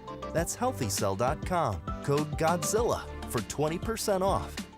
Now more than ever, it's imperative to support companies that share our conservative values. That's why I can't be more excited to tell you that I've switched my family to Patriot Mobile. Patriot Mobile is America's only Christian conservative wireless provider. When you switch to Patriot Mobile, you shift your support away from the leftist, woke, progressive agendas of Big Mobile. Patriot Mobile's wireless service works perfectly and seamlessly as you go about your lives with exceptional nationwide coverage that uses the same towers the main carriers use. Patriot Mobile donates a portion of every dollar earned to causes you care about, to organizations that fight for religious freedom, First and Second Amendments, sanctity of life, and the needs of veterans and first responders. Patriot Mobile has plans to fit any budget, along with great discounts for our veterans and first responder heroes, as well as multi-line users. Switching is easy. Just go to patriotmobile.com/Godzilla or call their U.S.-based customer service team, 972-PATRIOT. That's 972-728-7468. Use offer code Godzilla for free activation. What if those who were once called conspiracy theorists turn out to be right again?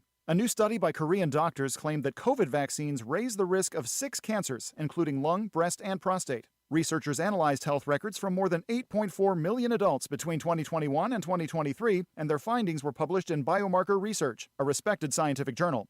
Critics dismiss it, but the data raises concern that spike protein exposure may be tied to long-term health risks. And Dr. Peter McCullough has been aware of this since 2020, which is why he collaborated with the wellness company to create Ultimate Spike Detox, designed to help your body clear spike proteins, reduce inflammation, and support heart health. With natural ingredients like nattokinase, dandelion root, and bromelain, it is your daily proactive defense from a man-made virus. Don't wait until symptoms strike or something unexpected happens. Experience the only formula approved and used by Dr. McCullough, one of the top doctors who risked it all. Go to twc.health/Godzilla. That's twc.health/Godzilla and use promo code Godzilla to get 10% off plus free shipping.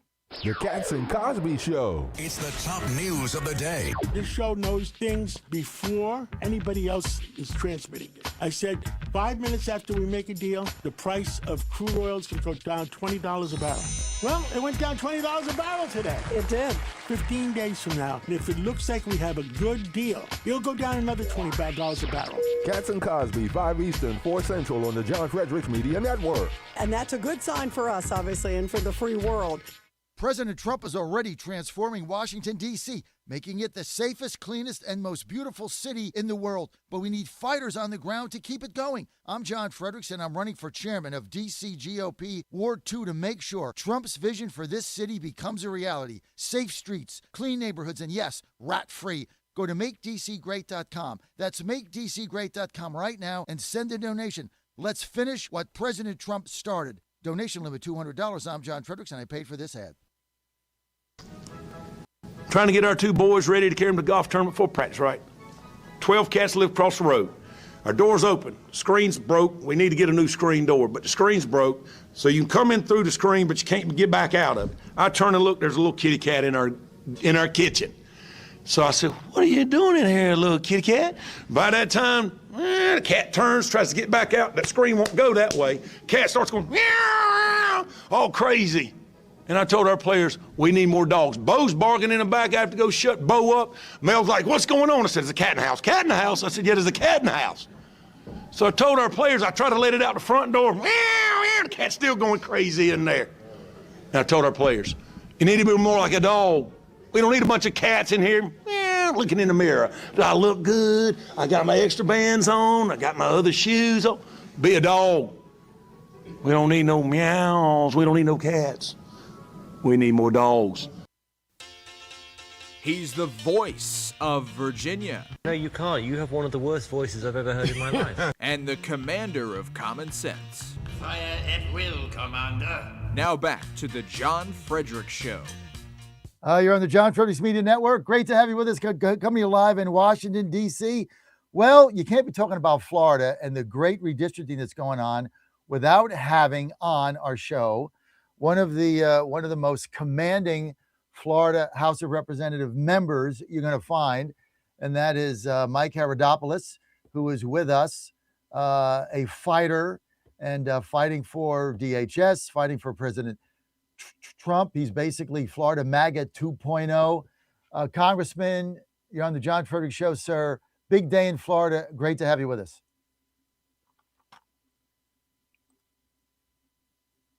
Oh, we lost his video. Okay, he's going to be there. He's going to be right back. We had him, and then we lost him. But he's got a good team there with him, and he's going to be right back. So we're all good to go. This segment brought to you by my great friends at Patriot Mobile. I got to tell you what. Thank you for what you do. Glenn Story, CEO, visionary behind this company. I got 3 phones. I love my Patriot Mobile. I save money. The service is phenomenal. I get 2 carriers for the price of one. I get a BOGO. Switching is easy. Going to save money. Going to get the best service. And I know what they stand for, because a portion of whatever they make, guess where it goes? Christian conservative causes. And Glenn's story, what he's done with his team is unbelievable. When I got to go to his corporate office in Dallas and park the bus out there, that was one of the proudest days we have, just to be there, see his staff, the energy in there, the people answering the phone, helping customers, believing in something, and then delivering outstanding service. I mean, you just don't get there. You don't get that today anymore. What you get is, somebody in India that can't speak English. You get into a voicemail hell. You're pushing buttons. You call Patriot Mobile, they answer the phone on the 4th or 5th ring. They answer the phone in Dallas, and they will help you through whatever problem you have. I mean, I had a problem the other day. It was about a month ago. I don't even remember. It's a minor thing, a billing issue, and how one of your cards expire or something. You got to put a new card in. I didn't really know how to do it online, so I'm like, screw this. I just called them up, 972 Patriot, 4 rings, answer the phone, give me your account number. Didn't have that. Give me your phone number. Okay, got that. So verify the last 4 of your social. Got that. Boom. Got it done. 5 minutes off the phone and on to something else. Great people. And you can do it too, because switching is easy and you get to keep everything. You just save money and get great service. Just go to patriotmobile.com, patriotmobile.com, promo code Godzilla, get you the BOGO, get you free activation fee, or you can call 972-PATRIOT, 972-PATRIOT, promo code Godzilla, and you're right there. And I just want to thank Glenn Story, Scott Colburn, his whole team there in Dallas for what they do. And we were hoping to see him tonight at the Susan B. Anthony dinner, but he and Jen had other business. They can't make it, but you're going to be missed. And we'll see you soon again when I get back to Dallas, or you come up to DC. Glenn Story and his lovely wife, Jen, shout out to you guys. You're the best. Go to patriotmobile.com, promo code Godzilla. Get BOGO, 2 carriers for the price of 1, and free activation fee, and the service will knock your socks off. Okay, let's get right back. Let's get right back to it. Congressman Mike Haradopoulos from Florida, MAGA 2.0. Congressman, good to have you with us. Big day, sir, in Florida. It is, John. Thank you so much for having me. Great to be on the show, and thanks for what you do every single day to promote common sense and opportunity for others. Well, Mike, I want to talk about today, before we get to the national scene. I'm really fired up about what Governor DeSantis is doing in Florida with these maps, and he's doing it legally, and it looks like he's got the backing within the Florida General Assembly. Tell us a little about how this came about. Well, and looking at the overall map, as you know, if you look at the Florida map, we actually obey the rules, meaning that we keep county and cities intact where possible. Unlike when you see the map of Virginia recently, or what they've had in Illinois for a long time, where they have these crazy gerrymandered maps. What we have in Florida is they call fair districts. That's where you keep counties and cities intact. When you look at our congressional seats, they actually look like boxes, as opposed to, let's just say, a Rorschach test. And so what the governor has done, because of some legal changes that happened, he was able to take a fresh look at the maps and try to draw them so that keep these cities and counties intact. And if you look at the Florida map at election time, of course, the Democrats are only concentrated in major cities, for example, in parts of Fort Lauderdale, Miami, et cetera. And so these maps, I guess, are going to be representing kind of that reality of where Florida citizens live. And as you know, it's something we don't actually engage in the Congress. This is something the legislature and the governor taking on exclusively. Right. I understand that. But obviously, when you pull this off, it could affect the balance of power in the United States. That's correct. I mean, that's the bottom line. We get these 5 seats, and many of us, I'm in Washington, D.C. I just did a 2-week bus tour in Virginia trying to defeat this referendum. We almost pulled it off, got outspent 10-1 by Hakeem Jeffries and his cast of dark money characters there. Got beat by 1.5%, almost pulled it off.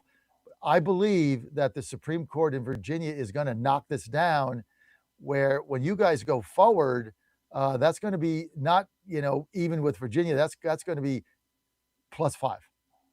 Big difference. Well, I think you'll see, at least if the history stays true, if the map stays as the Florida goes in it and the court's okay, it would go from 20-8 to 24-4, which would be a potential pickup for Republicans in our state by 4. And as you mentioned, we lost those seats in Virginia. And again, I couldn't believe the ballot language in Virginia. I mean, it was the most biased ballot language. And a number of persons actually written constitutional amendments when I served in the state legislature, and we have to have a kind of a fairness test. They threw that out the window. And I think, to your point, I think the courts are going to ultimately decide that Virginia clearly broke the law on many fronts, if nothing else, from the simple ballot language, which was clearly biased and did not truly represent what would change in the state of Virginia. Congressman Mike Herodopoulos with us, Florida, your District 8, if memory serves me correct. Correct. Mm-hmm. All right. That's right. So I go by memory here. I don't have anything written down. Okay. Florida 8, and tell our national audience, Mike, what area along the East Coast that represents. So think about where Disney is in the center part of the state. That's Orlando, and you head east to the ocean, the Atlantic Ocean. I represent from Kennedy Space Center. Of course, we all celebrated the amazing Artemis II successful launch and recovery, all the way down to Vero Beach, where the Dodgers used to play before they moved out west. And so it's a beautiful area around the Atlantic Ocean. As you can imagine, it's growing dramatically because people want to live in that area. And we're seeing a great growing space action with not only Artemis, which is NASA, but also Blue Origin, of course, Elon Musk company called SpaceX. And so it's a great area. It's a very red area. We historically vote about 62-63% for Republicans in whether it be gubernatorial or congressional races. So I'm very blessed to represent the area. And we're, as I mentioned, we're growing because we're creating new opportunities, unlike the blue states of Illinois, New York, and California. So your district is south of, you're south of New Smyrna Beach, right? Do you include Cocoa Beach, or are you south of that? So Cocoa Beach is just south of Kennedy Space Center. That's where the world famous Ron John Surf Shop is located, and the greatest surfer in world history, Kelly Slater, grew up surfing. And it's just a terrific area where we see rockets taking off just about every day. And you see, of course, we have a strong defense industry as well, as we're building what's called the Golden Dome with companies like L3 Harris, Northrop Grumman, GE, Boeing, etc. All right. So great area. I used to work many years ago at the Daytona Beach News Journal, so I'm familiar with that ring down there, basically from, I guess, Flagler Beach, which is where I lived, through Daytona down to New Smyrna, and of course Cocoa Beach. I'm an Astro fan. Back when I was younger, the Astros actually played their spring training games in Cocoa Beach, so I would go there as a young man back in the day. That's how I'm familiar with it. Great area. How I remember this stuff, I have no idea. It's like all worthless information. Let's get to the national scene. We're with Representative Mike Herodopoulos, Florida 8, Republican. This FISA debacle, I know you guys have put amendments up. For the life of me, I can't understand why we just can't get these amendments passed, because nobody wants to be surveilled on. We all remember basically the FISA secret court signing off on Rod Rothenstein's making things up, judges signing it, getting people surveilled. What's the deal here? Well, it is very incredibly frustrating. And there's a lot of things that people are trying to add based on what had happened earlier in the year. But to your point, we need to make sure the government is not spying on us. As you know, during the Biden years, not a few hundred, but tens of thousands of cases where they abused this privilege.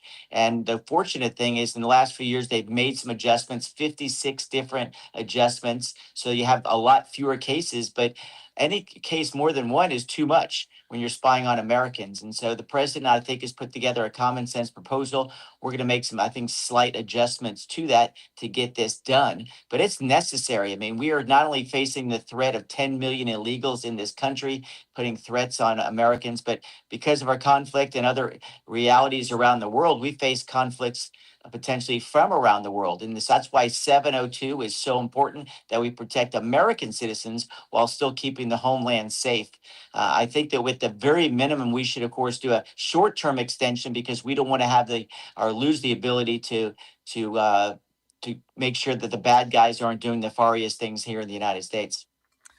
Mike, the DHS funding, which is now there's another stall in the Senate. It's hard to figure out on a daily basis what they're doing in there. Where's that stand now? Well, this is the frustration we're going through. We fully funded DHS 4 different times in the United States House of Representatives, despite getting no help from Democrats, as you know, John. And in the Senate, as you know, they need 60 votes to pass anything. And so the Democrats, as usual, are now putting national security at risk by not passing full funding. They're only willing to fund up to a certain point. They're unwilling to fund border security, and they're unwilling to fund ICE, which is so vital to remove those violent offenders that have come into the country illegally once they got here. And the fact that they are turning their back on their own neighbors is preposterous. And so we're probably going to have what's called reconciliation to fill that gap, meaning only Republicans will be voting for it. And only, of course, in the Senate will they need 50 votes instead of 60 in order to get that funding in place to make sure people simply get paid for doing their job. And so they only need 50 votes. They have 53 senators. What's the holdup? Well, remember that in this case, you have to go through the reconciliation process. Remember, the original bill was the classic way you pass any legislation, but the Democrats won't do it. So you have to use the budget thing called reconciliation. So the Senate will pass that. And then we in the House will pass it as well. And that was what will fully fund DHS. But to your point, this is the nonsense that goes on in Washington, D.C. And in the most fundamental way, this is how the Democrats thwart democracy. We earned the majority, and they won't let us act in the majority by using cloture and these different procedures in the Senate to block what the American public wanted, which is a secure border and to go after the bad guys who are committing crimes once they got here after coming here illegally. So we got another lower court that makes a ruling yesterday, and actually in 3 days we had 2 absurd rulings. One was, okay, you can't hold illegals that you capture in a detention center. I guess you just got to let them go, like catch and release again. And then we get another ruling that says you can't deny anybody asylum even if they don't meet the criteria for asylum. I mean, who's running the country? Well, luckily, John, what's going to happen in each of these cases, we'll appeal those and those will be knocked down for the next hearing. What the liberals do is they go what's called court shopping. They'll go find the most liberal judges, push it in that jurisdiction and get a lower court opinion. But as you know, President Trump's almost undefeated when you go to the higher courts when you're dealing with some of these immigration issues. I'm still optimistic that this issue of birthright citizenship will be changed. I don't think just because you happen to be in the country in modern times, you should be able to acquire American citizenship.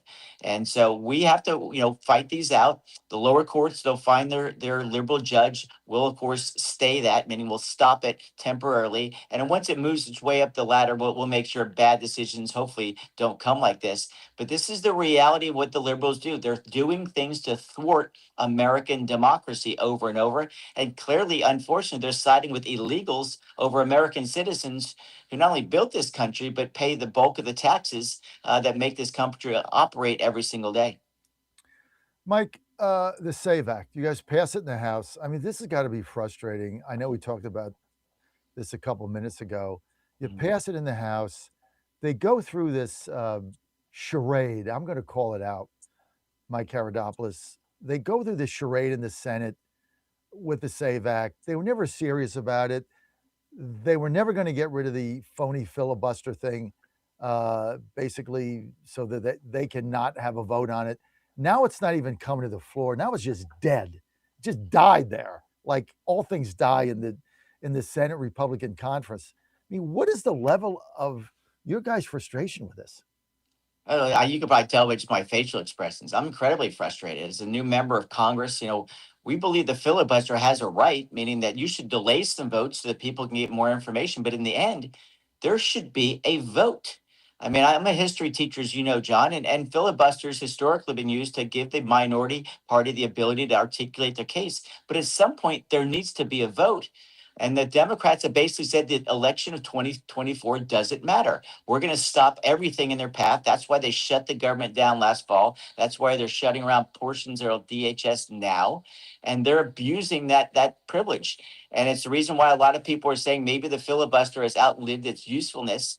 or at least there'll be some type of time clock so that we can actually have a vote on the issues that truly matter.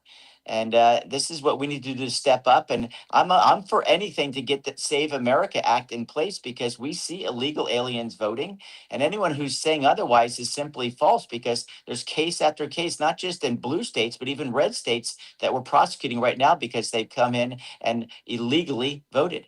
Well, we went from trying to bust up the phony 60 vote cloture man-made filibuster rule. We went from that to our own filibuster to not even having a vote. I mean, like this, it just went from, how can we pass it to we're not even going to vote on it in 3 weeks. It's the most crazy thing. You came here as a high school history teacher. If you were back in your class right now, just teaching today, right? In class, what would you tell your class right now about what the state of American politics is, Mike? Well, look, it's no way to put it, John. It's chaos. And it's allowing the minority to dominate what the will of the people is. Again, we're not taking away anyone's rights. If you're an American citizen, your rights are absolutely intact. In fact, they're enhanced when you make sure the people who are here illegally don't get to vote. I mean, if I as you can imagine, my name is Greek. If I went back to Greece tomorrow and say I'm here to vote, they'd laugh me out of the room. And so it's absolutely patently ridiculous. And again, I'm all for delaying a vote, making sure you have long debates on a vote, but there needs to be a vote. And I hope that John Thune will change his tune and simply say, we're going to have a filibuster, make them hold the floor as opposed to just accept defeat. I think that's what the American public wants, because as you see, over 80% of the people want voter ID. They want to make sure that only Americans vote in an American election. And the fact that the Democrats are winning this battle is undercutting democracy at its most fundamental level. And everybody understands this one the idea of you have to show an ID and you have to be an American citizen. That's all we're asking for in this bill, and it's why the House has passed it over and over again. What a clown show. You've also got the situation where you've got one senator can hold up an entire bill or nomination. 1 out of 100. That's what Tom Tillis did with Warsh to get into the chairman of the Federal Reserve. He just held it up because he had something, I don't know, something about the DOJ suing the guy for the overspending on the building. Tillis didn't like it, so he just stalls it. And then he basically holds it hostage and extorts the Department of Justice for dropping the suit. I mean, how do you run a government? Well, again, and you could probably see again my frustration on my face, and it's the arrogance of people, especially remember Tillis isn't running for reelection, so there's no accountability here. He's holding up the verdict of the 2024 election. I mean, thank goodness we finally shut the border. Now, when we go after the bad guys who are here who committed horrific crimes, the Democrats protect them with sanctuary cities. Then we got to bring more ICE agents in because local law enforcement won't help. And you have the chaos like you had in Minnesota and the 2 unfortunate deaths. But this is the chaos that's currently in place. And reason I ran for office is to get things going again. And we need to make Washington, D.C. a heck of more like good old Florida. White House, the ballroom, White House Correspondents' Dinner, many of us there. Chaotic scene, obviously, third attempt on the president's life. People like me have always been, but now 100% in favor of building out the White House ballroom so we don't have what we had at the Hilton. How do you stand on that? Well, look, I think first of all, it was smart to fix up the White House. It's if you've been there, and you really can't have a formal event there, except for a very small clique of people. So if you want to have a larger event, it just doesn't happen at the White House unless you put up a tent, which is again chaos in its own right. The president's just a common sense guy. He knows how to run hotels, etc. And he's saying let's make this a first class place with safety. As you know, every time we go off campus, we're at risk. Sadly, John, when I go in my own district, if there's a public event, I need security because some of the threats that have been thrown against me. And so you can only imagine the threats against the president. So I think it makes a lot of sense to have this facility so that when we have events, Republicans and Democrats alike, you can do it in safety and security and not worry about some of those exterior threats which were exposed again last Saturday night. Mike Karadopoulos, Representative Florida 8, Republican. I want to thank you for being with us.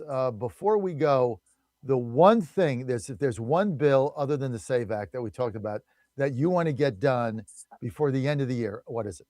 One bill. Well, I'd love to have a constitutional amendment for a balanced budget. That's my long-term dream, reason I ran for Congress. But I think what we need to do is go after fraud. I mean, fraud is rampant. We have a bill in what's called Reconciliation 3.0 because we know the Democrats won't vote for it in a conventional way. Fraud is rampant. It's ripping people off, and people work so hard for their tax dollars. So I want to see Budget Reconciliation 3.0, which includes heavy penalties for fraud and telling states that they're unwilling to be transparent about how they spend their money, they're going to lose their federal dollars. And is that bill, does it have traction? What committee is that? What committee will that go through? Well, that's going to go through the entire House, but it's going to start in the Budget Committee. That'll be the key vote. And let's just hope we pass that because people are getting ripped off by their own government. Are you one of the committee members on that? I'm not. I'm on financial services, a little different angle, but I'm one of the co-sponsors on that. And I would encourage everybody to call their congressman and tell them we need to pass this bill to make sure we take on fraud once and for all. Mike Karadopoulos, thank you for being with us. People want to follow you. Where do they go? Just anywhere on Twitter. You can. It's a unique last name. There's only a few of us.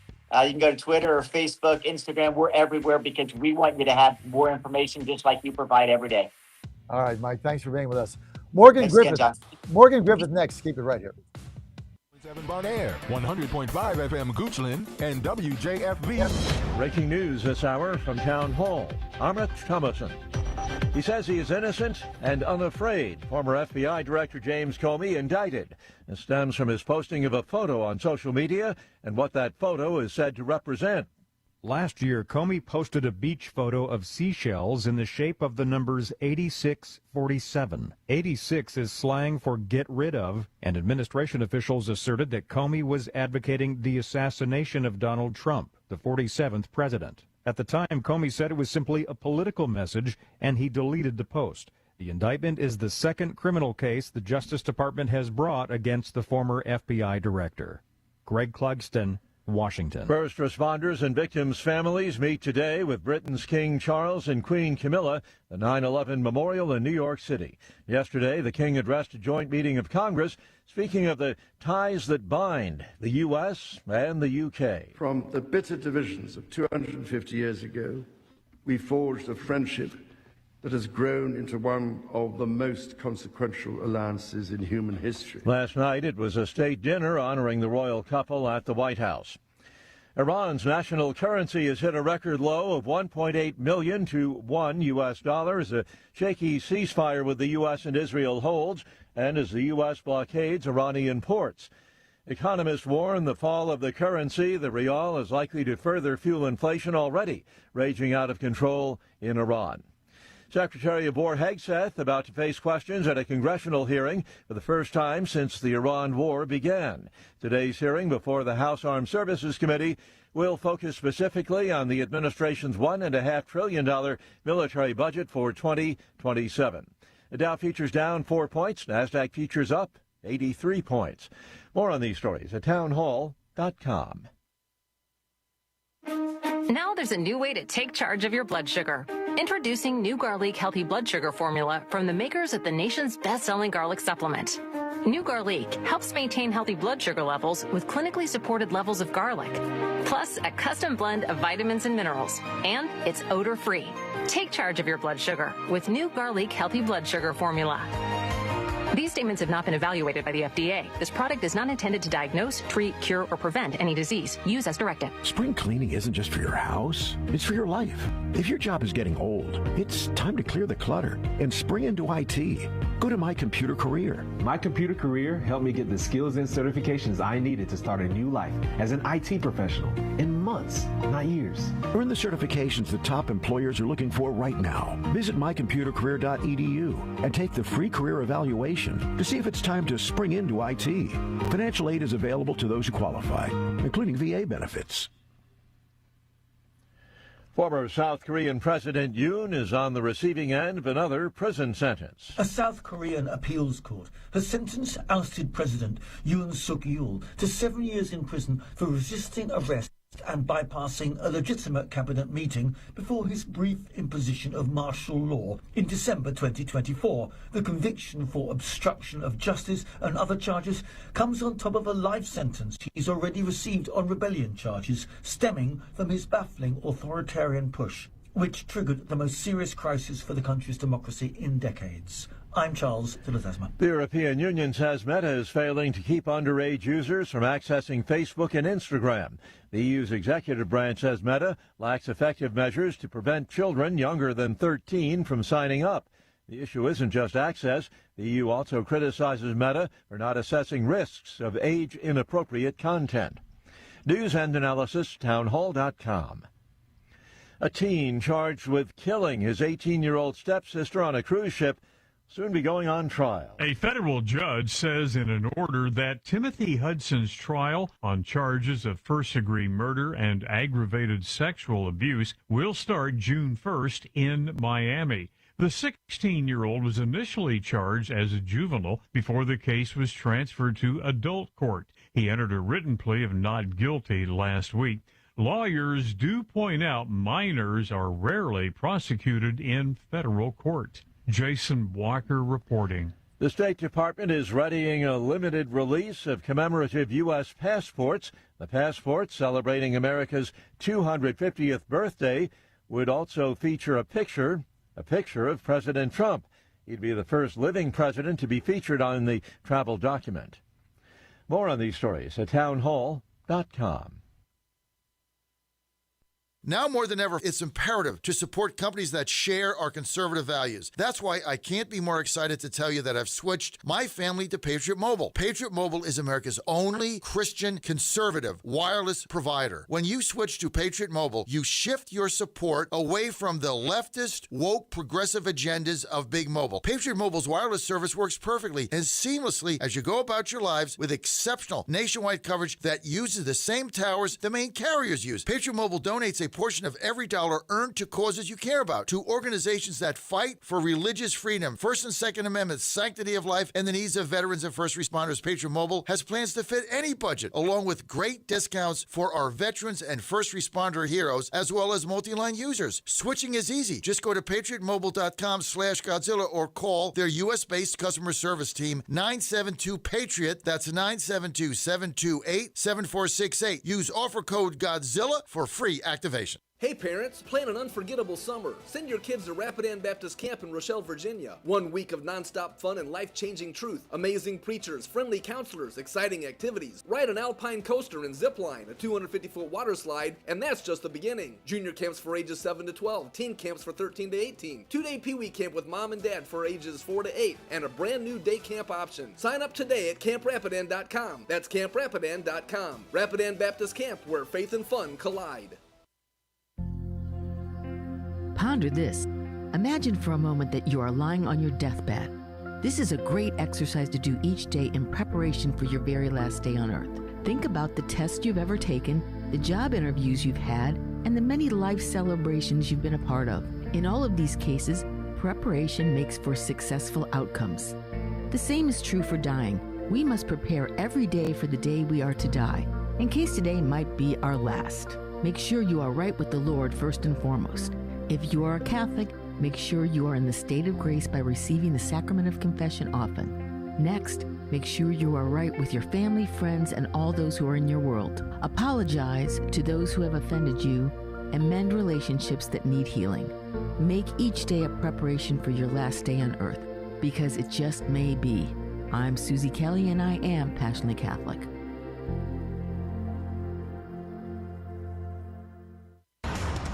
How much did you win at Rosie's Gaming Emporium? Hi, I'm Jerry from Richmond. I won a $23,000 jackpot at Rosie's. I'm Tammy. I'm from Newport News, and I just won a $5,400 jackpot from Rosie's. Hi, my name is Kim, and I'm from West Virginia, and I won $99,000 jackpot at Rosie's. Are you ready? Learn more about Rosie's rewards and jackpots at rosiesgaming.com. Must be 18 or older. Problem gambling? Call 1-888-532-3500. Buddy Carter, warrior, great guy. President Trump and Buddy Carter are working to help Georgians keep more of what they earn by passing the largest tax cut in history, eliminating taxes on tips and overtime, and making the child tax credit permanent. Buddy Carter, warrior, great guy. From day one, Buddy Carter has stood with President Trump on his mission to make life more affordable for working families. But while President Trump and Buddy Carter were protecting our wallets, Congressman Mike Collins was abusing them. Congressman Collins is under federal investigation for misusing taxpayer funds to benefit himself and his cronies. According to the investigation report, Congressman Mike Collins, quote, may have violated federal law by shelling out government funds to one of his top aides. Georgia families have had enough of wasteful, corrupt career politicians. We just can't trust or afford Mike Collins. Paid for by Buddy Carter for Senate. I'm Buddy Carter, and I approve this message. You play to win the game. Hello? You play to win the game. You don't play to just play it. That's the great thing about sports. You play to win. And I don't care if you don't have any wins. You go play to win. When you start telling me it doesn't matter, then retire. Get out. Because it matters. He's your Godzilla of the truth in America. It's Godzilla! No gibberish or nonsense, just common sense. And now back to the John Fredericks Show. That work? It didn't work at all. You're on the John Fredericks Media Network and the John Fredericks Radio app. Thanks for being with us. I am your Godzilla of the truth in America, your oracle of the deplorables. Let's rock and roll. Morgan Griffith coming up. This segment brought to you by the Safer Supervision Act.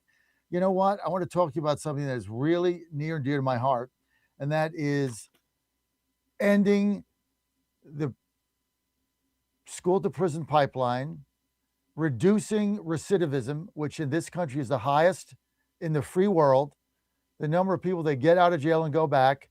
If you get out and you're out on parole and you've been released by a judge because your time is up or for whatever reason and you're on supervision, then we want you to assimilate back in society. And for those that are doing all the right things, they're getting a job, they're taking care of their families, right?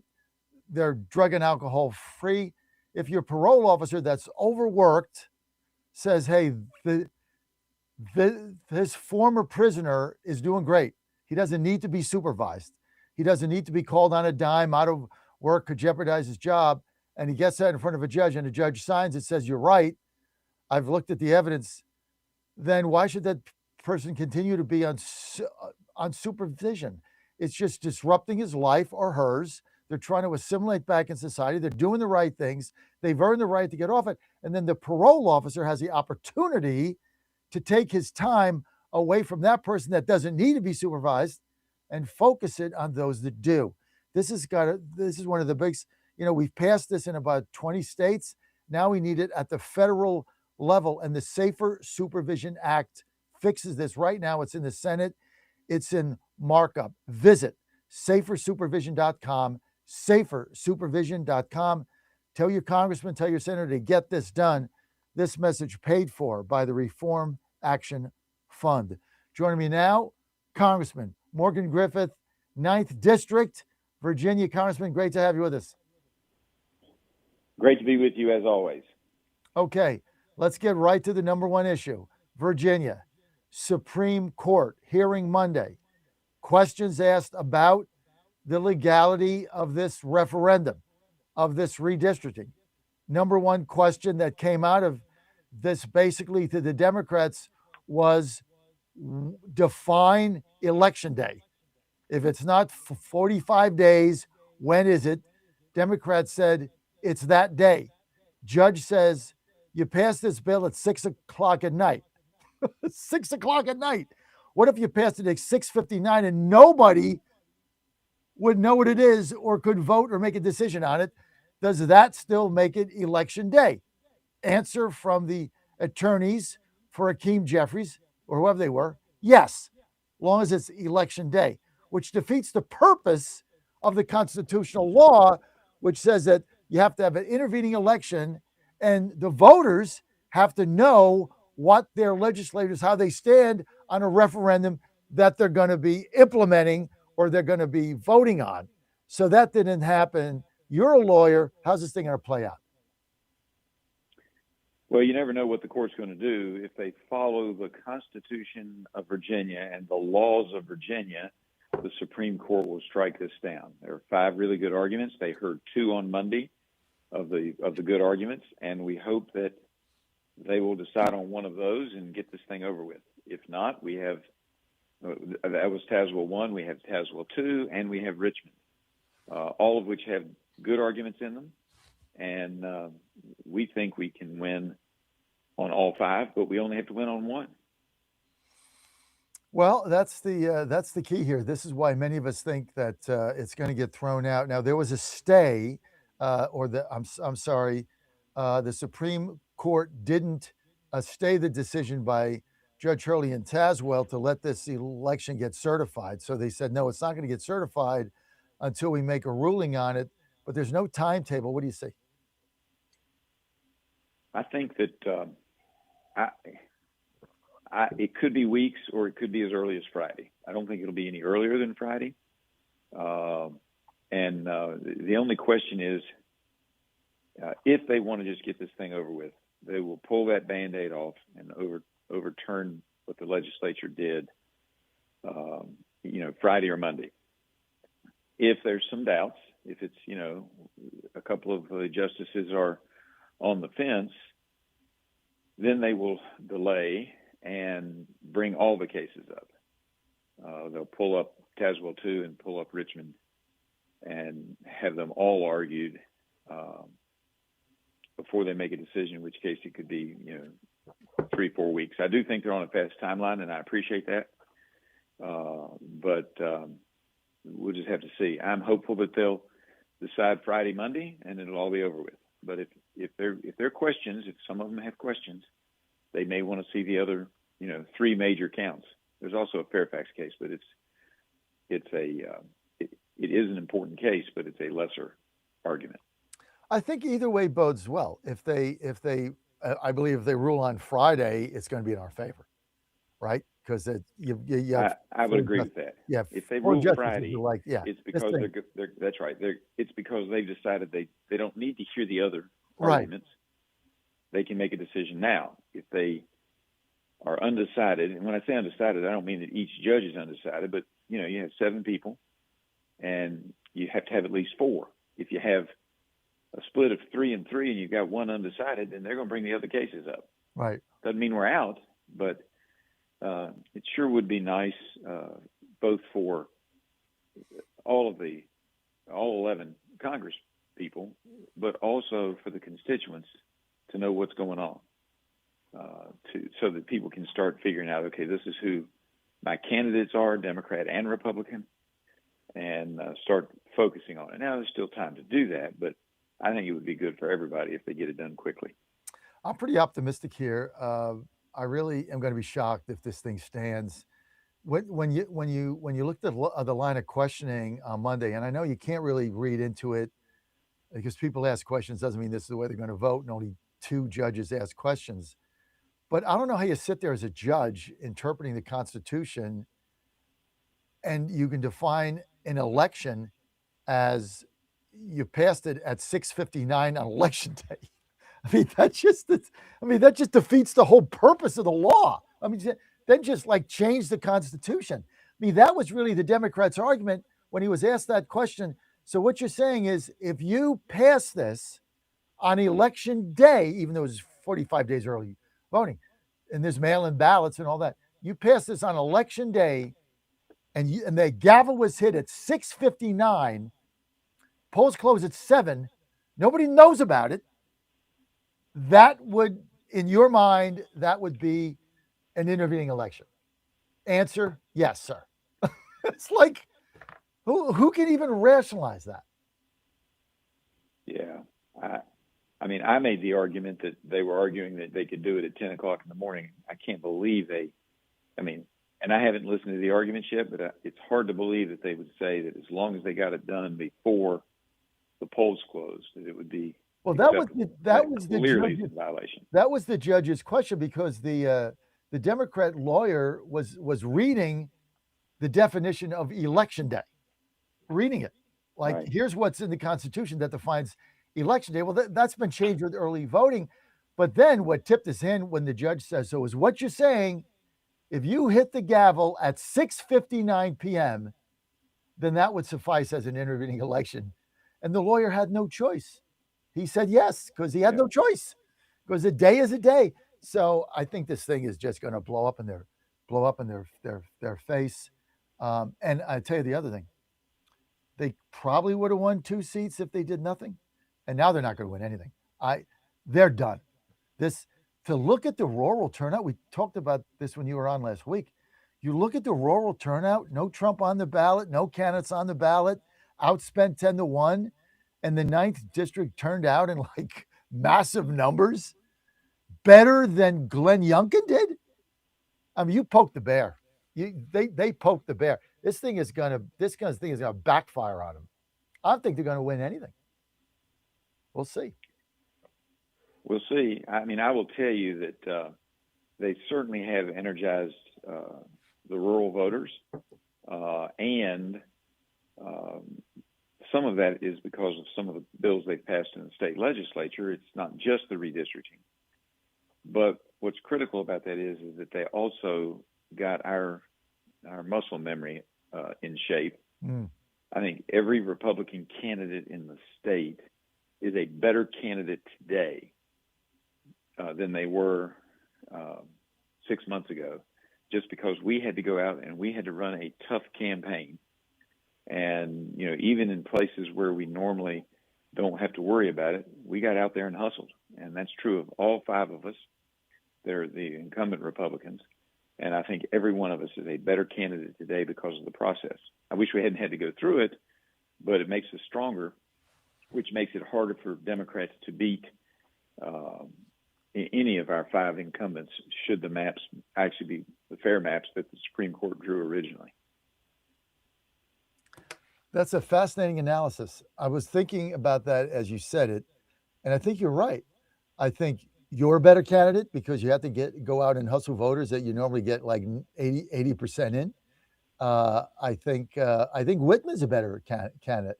I think if there's anybody that's helped, it was Rob. Rob really had to go out there, and because he was in like they didn't want Rob back. They changed his district 1 to Democrat plus 23. I mean, they didn't. Whatever happened, Whitman wasn't coming back. So Right. So they had to deal. He's going to be if you guys get rid of this and maintain control, he's going to be Armed Services Committee chairman, which is, you know, a tremendous opportunity for the Commonwealth of Virginia, Hampton Roads, Norfolk, etc. But they wanted him out, D plus 23. So it's made him a better campaigner. Interesting analysis, no doubt about it. Let's get to Iran. So the Iranians come to the table, yay. They say, well, you know, we'll open up the straits, we'll do a partnership, but you got to take the blockade off. And we don't really want to talk about nuclear uranium enrichment. Let's not talk about that for a couple months. Let's just get this thing done and go from there.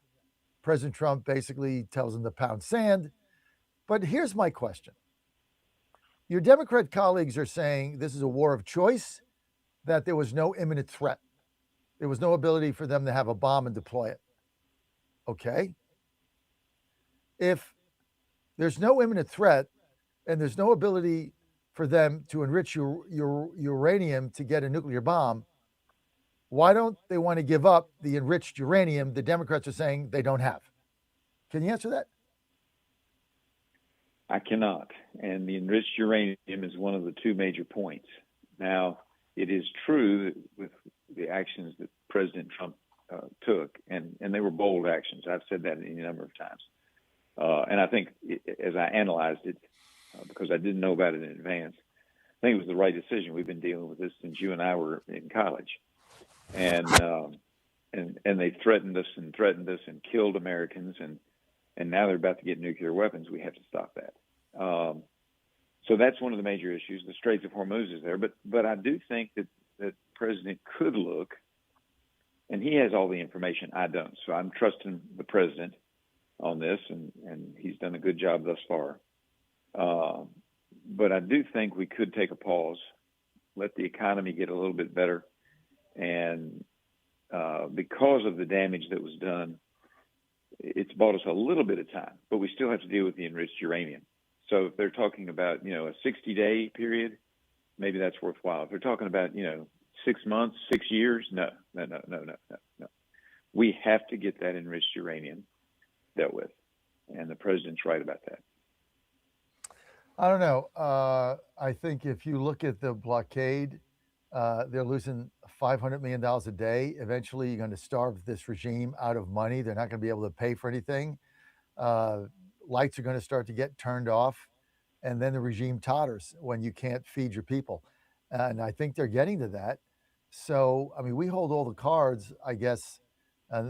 We've got another major carrier going there with amphibious Marines. I mean, why not just get this thing done? Why not just take over those islands, control the strait, get them out of there? Like the president said Sunday, if you see one of those little speedboats, sink it and shoot to kill. I mean, eventually they're not going to have any. I mean, why not just go forward and end this thing? Well, and that's where, the president has all the intelligence, and if they truly believe that they can starve them of resources, but understand this regime does not care about the lives of its people. Right. It has proven that time and time again. So as long as they have enough electricity and enough food for their elite clerics and the military folks, they aren't going to care about the man on the street. Now, you're right. If you have people who are starving and going hungry, they are much more likely to revolt. And so they do have to worry about the populace rising up against them. But they haven't shown any hesitation at just mowing those people down. I mean, they killed 30,000 this year alone. And so it's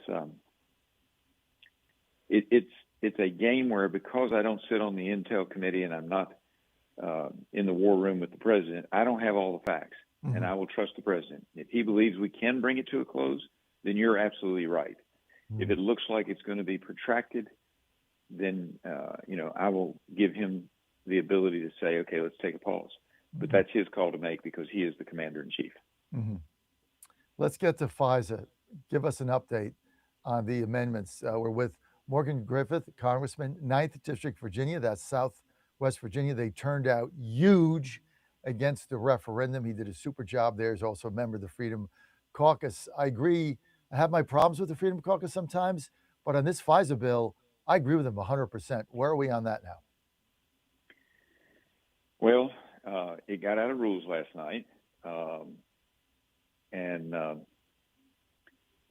that was a move to bring it to the floor. I don't think it passes.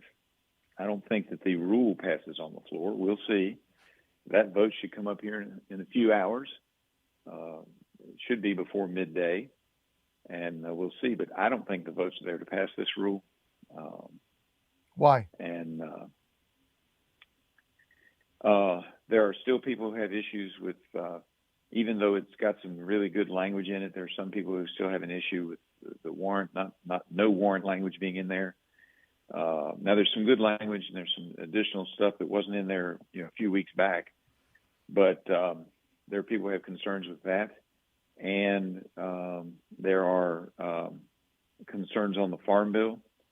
A lot of amendments were not made in order. That a lot of members of the House feel like their amendment should have at least had a chance to be voted on the floor, and they have indicated that now, the Speaker may be able to talk them down, but they've indicated they're going to vote no.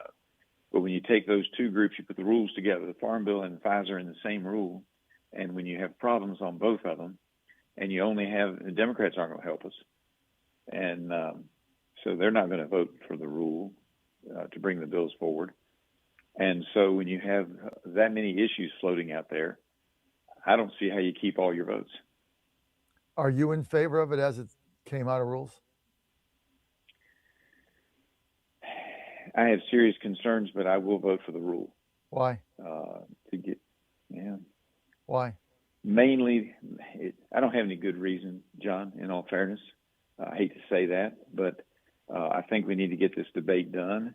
I am concerned about letting FISA go dark, although I think we could fix it. But thus far, the president has been opposed to that, and others in the intel community worry that it will cause us to have some problems with our intelligence community gathering information against foreign terrorists. And that causes me concern. So I think it probably needs to go to a vote, but I don't think it's going to happen.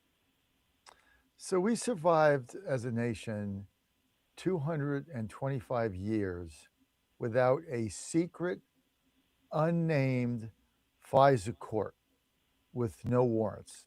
The country survived. 225 years, 5 wars, if you want to go back in history. All of a sudden now, if we don't have a FISA court with unnamed judges signing warrantless edicts, we've already seen Rod Rothenstein, acting attorney general, submitted phony FISA, phony affidavits to judges with lies on them and got them to sign it, lied to them to surveil people. We've already seen that. I guess for the layman like me that believes in the level of privacy, I guess my question is, why do we need a secret FISA court judge now without a warrant? Like, how can we survive without him? I guess that's my question. And here's what the intelligence community would say. I'm not comfortable with it, but this is what they would say, is that we're dealing in an electronic age. And because people today can communicate, whether they be in China or Iran or Russia or Afghanistan, they can communicate around the world and organize things, that having the intelligence that shows where they're communicating, what they're saying, or part of what they're saying, and so forth is extremely important. And you can't always wait to get the warrant because sometimes they're moving very rapidly. I'm not saying I buy this. I'm telling you what the intelligence community is saying. And it does cause concern because part of the reason that Iran, the initial successes about knocking out their leadership that we had just a few months ago was brought about by this section. This is the foreign section, 702, was brought about by intelligence gathering that was done electronically using the 702 authority. And that's how we knew where everybody was going to be. And that's their argument, is that sometimes you have to move quick because you have information on foreign folks. And we don't care. Look, I don't care about foreign folks. What I worry about is the surveillance on Americans. There have been abuses in the past, and we have to try to root those out. And part of that is, and one of the amendments, and I'll have to take a look at this iteration again, one of the amendments was that members of Congress can go sit in on the FISA court anytime they want to. And that passes. I like that one. Guarantee that I do too, and I'll be over there. I won't be over there every day, but I'm going to go over there and see what the heck they're doing. See, I love that. I mean, I guess that could, if they really needed it, that was something that was for me. I wasn't aware of that, but yeah, I'd like to get Nancy Mason there. You can put Nancy Mason there, even though she's not going to be here past January. You get Nancy Mason there. That room, that might get my vote. Yep. On that note, Congressman Morgan Griffith, we got to go. You want to follow the congressman? He's on top of everything. He's the man. Go to griffith.house.gov, griffith.house.gov. Part of that amendment should be Nancy Mace permanently in the FISA courtroom. Oh my God, I'm just like picturing that in my mind. See, that would make me vote for that bill, just that. John Fredericks Media Network. We're going to Florida next. All eyes on Florida. We got the chairman. We got Chairman's Corner coming up. We got the chairman of the state of Florida for the RNC coming up next. You want to keep it right here. Chairman's Corner next. To give us great sleep. Plus, they're made right here in the USA, and they ship right to your front door absolutely free. Go to MyPillow.com or call 800-854-0504 and use promo code Godzilla to get MyPillow mattresses and toppers for as low as $99.98 and free shipping. Washington is wasting $500 million every year on a federal supervision system that doesn't work. Probation officers are overwhelmed. Resources are going to people who pose zero threat, while actual dangerous individuals slip through the cracks. The Safer Supervision Act stops the waste and refocuses every dollar on protecting families from harm. President Trump's own pollster found about 80% of Trump voters want this fixed. It's time for Congress to get this done. Stop the waste. Protect our communities. Visit safersupervision.com. Paid for by the Reform Action Fund. 1775 Coffee is giving away free starter kits. Try the dark or medium roast coffee with longevity blend, an infused blend with anti-aging supplements clinically proven to reduce biological age. When you purchase the first 2 bags, you'll receive a free 1775 starter kit, including a third 16-ounce bag of coffee, a matte black tumbler, a frother, a gold scoop, or a reusable K-cup filter. Just order now at 1775coffee.com/Godzilla and claim your free 1775 starter kit while supplies last. President Trump is already transforming Washington, D.C., making it the safest, cleanest, and most beautiful city in the world. But we need fighters on the ground to keep it going. I'm John Fredericks, and I'm running for chairman of D.C. GOP Ward 2 to make sure Trump's vision for this city becomes a reality. Safe streets, clean neighborhoods, and yes, rat-free. Go to MakeDCGreat.com. That's MakeDCGreat.com right now and send a donation. Let's finish what President Trump started. Donation limit $200. I'm John Fredericks, and I paid for this ad. How much did you win at Rosie's Gaming Emporium? Hi, I'm Jerry from Richmond. I won a $23,000 jackpot at Rosie's. I'm Tammy. I'm from Newport News, and I just won a $5,400 jackpot from Rosie's. Hi, my name is Kim, and I'm from West Virginia, and I won $99,000 jackpot at Rosie's. Are you ready? Learn more about Rosie's rewards and jackpots at rosiesgaming.com. Must be 18 or older. Problem gambling? Call 1-888-532-3500. Folks, this is Crom Carmichael, CEO of Solti. I have recently turned 77 years old. I do not take prescription drugs. I have not had to take prescription drugs, and I attribute a lot of my good health to a product that I've been taking, which is the active ingredient in Sol Tea. It's a 22% concentration of theaflavin.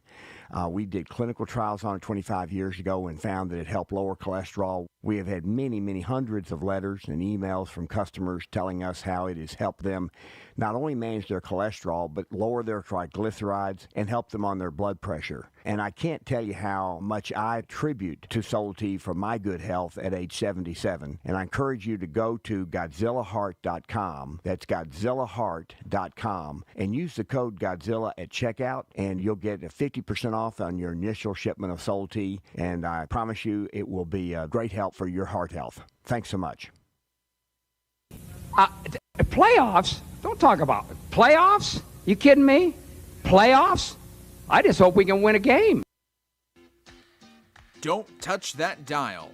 You found your home of the truth. Do you solemnly swear to tell the truth, whole truth, and nothing but the truth? With the best analysis in America. You can't handle the truth. And now back to the John Fredericks Show. You're on the John Fredericks Radio Network and the John Fredericks Radio apps. Thanks for being with us. I am your Godzilla of the truth in America, your oracle of the deplorables. It's Chairman's Corner time yet once again. What better chairman of a state for the Republican National Committee, what better chairman to have on today of all days but Evan Power, chairman of the powerful, most burgeoning Republican state in America, Florida. Now, right at the center of the nation. Florida could save America. Florida could be the state, the thing that saves us. More to talk about this, the chairman of the Florida Republican Party, which is soon to have, I believe, a 24-4 edge, picking up 4 seats, the bold move of Governor Ron DeSantis. And right in the middle of it, chairman of the Florida Republican Party, Evan Power. Evan, thanks for being with us. John, thanks for having me. You know, Florida leads the way, and we couldn't let these other states get in our way. So we're out here fighting for our Republican cause and for the president of the United States, who needs our help and support today. I mean, the entire country is now going to go through Florida. I love what your governor has done I love what the General Assembly has done there. I saw the maps. If you look at the maps, here's the beauty of this, Evan, is they make sense. I mean, they're contiguous, and it makes me, Ann we live in Washington, D.C., and my wife is like, John, we got to get to Florida. We got to get to Florida. I mean, there's no income tax. They're all Republicans. Now they're getting rid of the property tax. I don't know how the hell they're doing it, but we love Washington, D.C. I live in the safest, most beautiful city in America, thanks to President Trump. But I mean, what you guys are doing in Florida, what the governor's done is just stunning. And the thing that I love about this, Evan, is you guys are showing the way, leadership. Yeah, and I think, Governor DeSantis had the courage to put this map up. But what I think is important, and you said it, it's a contiguous map, it's a fair map. And if you, around the country, you have to go all the way back to 2016-17 when Barack Obama's Attorney General Eric Holder went out and weaponized redistricting against Republicans in all these blue states. And you look at Virginia, it has that lobster claw in order to get to Democrat drawing. If you draw free and fair districts, we'll elect a lot more Republicans, and we're showing them how to do that here in Florida. Evan, you got to be excited about not only the special session, but the leadership that Governor DeSantis has taken. And I've said all day that I believe that what he's done here in orchestrating this has put Governor DeSantis back in the national spotlight, and I think it puts him in play for 2028. Governor DeSantis has always been a strong leader here in Florida. We would not be the free state of Florida had it not been for Governor DeSantis during COVID and fighting back against all of the craziness that was going on in the rest of the country. We were the beacon of freedom. I think he is a great partner with President Trump. The two of them have delivered for the American people. And if you want to know what a country that's truly free would look like, you can come to Florida. We are the beacon of freedom, and you highlighted some of the great things. We have no income tax. The weather's great. Occasionally there may be a hurricane, but we fix bridges in a day. So it's okay. Everyone will be fine. Now, the state, the governor and your General Assembly in Florida, the Republicans, are talking about dramatically reducing the property tax. So you have no income tax, and now you're going to get rid of the property tax, which is, I don't know, how does that math work? How do you do that and still fund the roads and the services in Florida? Well, I think there's other mechanisms to collect. Obviously, sales tax is a big deal here because all the tourists come here, and we are able to profit off of people visiting our great state, Canadian tourists, European tourists from here in the United States. So that helps us. But what we've seen in county and city governments over the last 6 or 7 years is massive growth.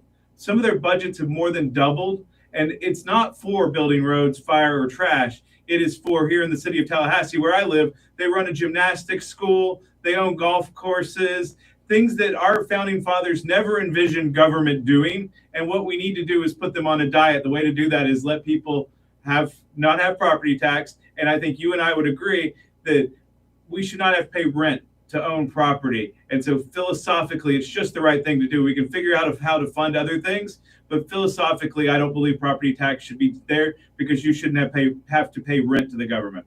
Unbelievable.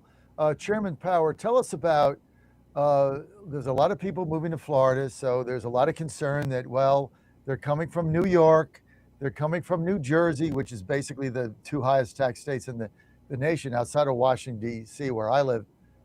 They're coming from these northern, they're coming from California, and they're bringing their liberal values. So a lot of people are concerned, well, does that mean that it eventually turns purple? How do you keep it red with so many Democrats moving in? So I'm not sure their Democrats are moving in. What I've been told is the Democrats hate the free state of Florida, so they're now moving to Arizona. We're getting the conservative-minded people coming here to Florida. But what I've seen in voter registration, I can tell you this, I've heard those same fears since COVID. But what we have done is, people forget, in 2018, the state of Florida had 400,000 more Democrats registered in the state. Now we have 1.5 million more Republicans registered in the state of Florida. That's the quickest shift that's ever occurred in the nation. So what people are coming down here and finding is a conservative-minded state, and they're joining us as Republicans. That's why we have those leads, and we continue to win big races. The president won the state of Florida by 13 points, which was the largest victory of any presidential candidate since 1988. So it's a big historic win. People are moving, people are shifting towards us, and we're excited to have people coming here and sharing our values as Republicans. Chairman Power, we're with Chairman Evan Power. He's the Republican chairman of the free state of Florida, where my daughter lives. And she won't leave because she's afraid that Ron DeSantis will secede from the country and seal the border, and she can't get back. That's the people that are in Florida, I got to tell you, they love Florida. So kind of an interesting take. The Cuban community in Miami, it looks like it's inevitable now that the Cuban communist government, Evan, is going to fall. It's a matter of not it's not a matter of if, it's a matter of when. How will that affect your Cuban community in South Florida? I think they're very excited to see that. You know, I got my start working for now Secretary Rubio, and so I'm familiar with the exile community. All they want is a free Cuba so that they can visit their family, visit their ancestral homes. If you look at it, it's been a long time. I think the president has done the right thing. What he did in Venezuela, and able to arrest Maduro and free that country. We have a big Venezuelan population in Miami also. They're excited. They support the president in doing that. I think what we're seeing is if we can have a free Cuba, it will be a big moment for South Florida and something many of these exiles have dreamed about for literally decades. Evan, can you share with our national audience what the Republicans in Florida have done to ensure voter integrity? Because you're one of the states that has really led that effort, sir. Yeah, so in 2018, we saw us lose races we shouldn't have lost because of mistakes that were made in Broward and Palm Beach County. I know no one's going to be surprised that that's where the problems were. But what we did after that is a series of election integrity reforms. One, making sure supervisors tell us how many ballots they have within 20 minutes of the closing of the polls. So you're not going to find new ballots. They're not able to bring in ballots after the deadline. That I think is the first step that went a long way. We're cleaning our voter rolls. We require the supervisors every cycle to clean those rolls. That's why I think we've moved our advantage up also, because when actual live existing humans tend to be Republicans, dead people tend to be Democrats, apparently.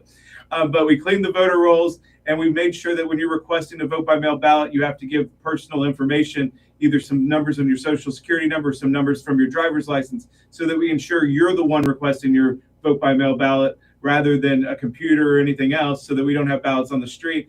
And we count our ballots quickly and efficiently. And if you watch a Florida election, you know the results by about 9 o'clock, which gives people the certainty that they know that the ballots were counted fairly, fastly, and accurately. How do you how do you export what you've done to other states?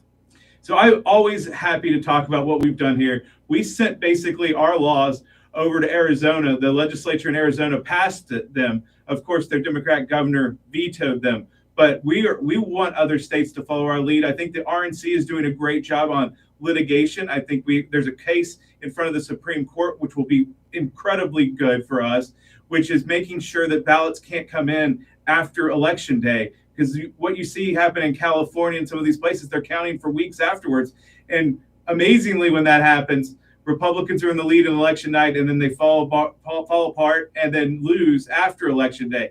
And I don't know if they're cheating or not, but it lets people feel like there's cheating going on. So the RNC went to the Supreme Court and said, you should not be able to count a ballot after Election Day. And I think that's where we're headed. And I think the Supreme Court seemed to be on our side. So that would be a big deal for the RNC and for the country as a whole. You're on the John Fredericks Media Network, trucking the truth across America, truth and clarity.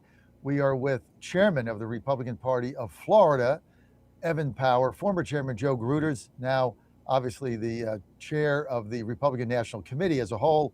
And Chairman Gruters was on our show, I believe, on Tuesday. And you guys have just done a remarkable job. So if this ends up, right now your congressional seats are 20 Republicans, 8 Democrats. If you look at this map, likely to be 24-4. So what are the 4 seats that are going to remain safe for the Dems, right? You got what? Broward County, Orlando. What? Just walk us through that. Yeah, so you have an Orlando seat. There's a large Democrat population in central Orlando. That will always have a seat, I believe, that's Democrat leaning. Then you go into South Florida, and you have like a Broward Palm Beach seat, and then you have a Miami seat. And two little Miami seats that are Democrat leaning. So that's where their Democrat population is. They tend to live together, and the rest of the state is pretty ruby red. If you look at our voting profile, we only have a couple little blue spots in the whole state. So those are where the Democrats live, and those are where their seats are going to be. Just out of my interest, there was a time where I worked at the Daytona Beach News Journal in Daytona Beach, and I lived in Flagler Beach, Fallujah County. Where is that in the new map? What district would that be, and is that red or blue? That is District 6. It stays largely the same. It's red. Congressman Randy Fine holds that seat currently. That's Fine seat, right. When I was there, I remember the congressman. I can't remember his name, but he was head of the Transportation Committee. He was there forever. I just can't. You get older, and I forget his name. You probably remember him, but I remember in Daytona always going to his office. I was a believer in Amtrak. And of course, it went all through Florida, and he was always trying to cut the funding. And I was one of the people that would go and meet with him as part of the Daytona Beach contingent there and get him to withdraw his opposition to, federal funding of Amtrak, which if you cut the funding, other than the two corridors, it just would collapse. So I remember going through that. Can't think of his name. Some of the other top priorities in Florida for you, what are they, sir? So basically, we've achieved a lot, but there's always ways to go. We're going to continue to look at election integrity and how we can even strengthen elections further. We have universal school choice here. We're playing around the edges on that. But for us, it's property tax. That's the next big battle. I think it's a philosophical battle that's worth having, as I said before, because I don't think you should pay rent to the government. So that's what's next for Florida. We're going to go through a governor's election, a whole cabinet that's going to be elected that's Republican, most likely. So we'll have a new leader. And to follow after Governor DeSantis, obviously Byron Donalds is Trump endorsed, and he's the front runner right now. He would do great things for the state of Florida. I know that, but we're gearing up for a big election. We want to show people across the country what it's like to win elections and win them big, and that's what we do here in Florida. The Debbie Wasserman Schultz seat, will that stay intact? No, she is actually drawn in with Jared Moskowitz, Congressman Moskowitz. So there's going to be there'll be some jockeying to see who stays. Lois Frankel's seat's drawn a little differently, so that area of the state's going to be a little different. You might have a Congress without Debbie Wasserman Schultz for the first time in a while, and I think that's good for everybody. So the map draws Moskowitz in with Debbie. Oh that's my correct. God, that's okay. I have to just say that's diabolical. That's diabolical. Okay, this is going to be so much fun. I got to get there. Walk us through the General Assembly, the making of these maps. Just walk us through how it becomes law, and then when the primary would be set as a result of the new maps. Just walk us through that. Yeah. So the map dropped on Monday from Governor DeSantis. The legislature convened yesterday. They're scheduled to be on the House and Senate floor today to vote on those maps, and it is their intention to vote those maps out today, to make them law today. The governors will obviously sign them once they're voted out. And then the primary will be August 18th, which is our normally scheduled primary, with qualifying being next month. So then what is your concern, sir, about legal suits? The Democrats always sue. That's what they do. So they're gonna sue us. But I believe the governor has been successful in defending lawsuits before. And I believe when you look at these maps, they're fair, compact, and then they can stand up to a court challenge. So one of the lawsuits is going to be in your Constitution. It says that it's unconstitutional to gerrymander. Will that hold up? No, I think we'll be fine. What we're actually doing, when you really look at it, it's not partisan gerrymandering. It's actually ungerrymandering, as I talked about the lobster claw and whatever. But if you look at what we're actually doing, is court cases were decided in the last year that said we didn't have to draw these outreach districts, these funny districts. We eliminated one in North Florida. The Florida Supreme Court upheld our decision to eliminate that district in North Florida, which is really what is setting the stage for these changes, because we no longer have to gerrymander for particular reasons anymore. So what we're doing with this map is going up and cleaning it up and drawing fair districts. And when the voters are allowed to choose their representative in a fair district, they're going to choose more Republicans. So obviously, leading up to the August 18th primary, you've got 4 or 5 new seat pickups. There's not incumbents in them now. There's not Republican incumbents. So I would think you would have a very crowded primary. Your primaries, is it plurality, runoff, 50%? How does that work? No, it's winner take all in the August 18th primary.